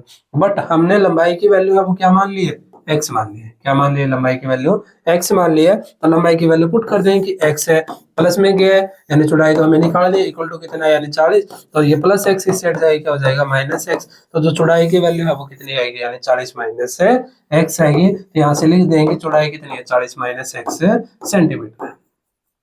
यानी यहाँ पे जो क्वेश्चन था हमें क्या दे रखा था, परिमाप दे रखा था कि परिमाप अगर 80 है, परिमाप का फार्मूला क्या होता है 2 गुना लंबाई प्लस चौड़ाई होता है। और लंबाई हमने क्या मान ली x मान ली। तो x यहाँ पे अगर पुट करेंगे तो किसकी वैल्यू निकाल लेंगे, यहाँ से हम चौड़ाई की वैल्यू निकाल लेंगे। तो चौड़ाई की वैल्यू कितनी आ जाएगी फिर 40 माइनस x आ जाएगी। चौड़ाई है वो कितनी 40 माइनस x है। अब क्षेत्रफल कितना दे रखा है 400 दे रखा है। कितना दे रखा है 400 दे रखा है। और क्षेत्रफल का फार्मूला क्या होता है यानी लंबाई गुना चौड़ाई होता है। क्या होता है लंबाई गुना चौड़ाई। अब वैल्यू पुट कर देंगे, क्षेत्रफल कितना है 400 है, लंबाई कितनी है x है, यहाँ पे कितना आ जाएगा 40 माइनस x आ जाएगा। यहाँ से अगर सोल्व करेंगे तो क्या बन जाएगा अपने पास एक क्वाड्रेटिक इक्वेशन बन के आएगी। इसके क्या कर लेंगे फिर फैक्टर कर लेंगे और इसको क्या कर लेंगे सोल्व कर लेंगे। तो नेक्स्ट बात करें तो इसी के साथ अपना क्या है चैप्टर क्या हो जाता है फिर कंप्लीट हो जाता है। तो आज के लिए बस इतना ही। अब मिलेंगे नई वीडियो में अगले चैप्टर के साथ। तब तक जय हिंद जय भारत।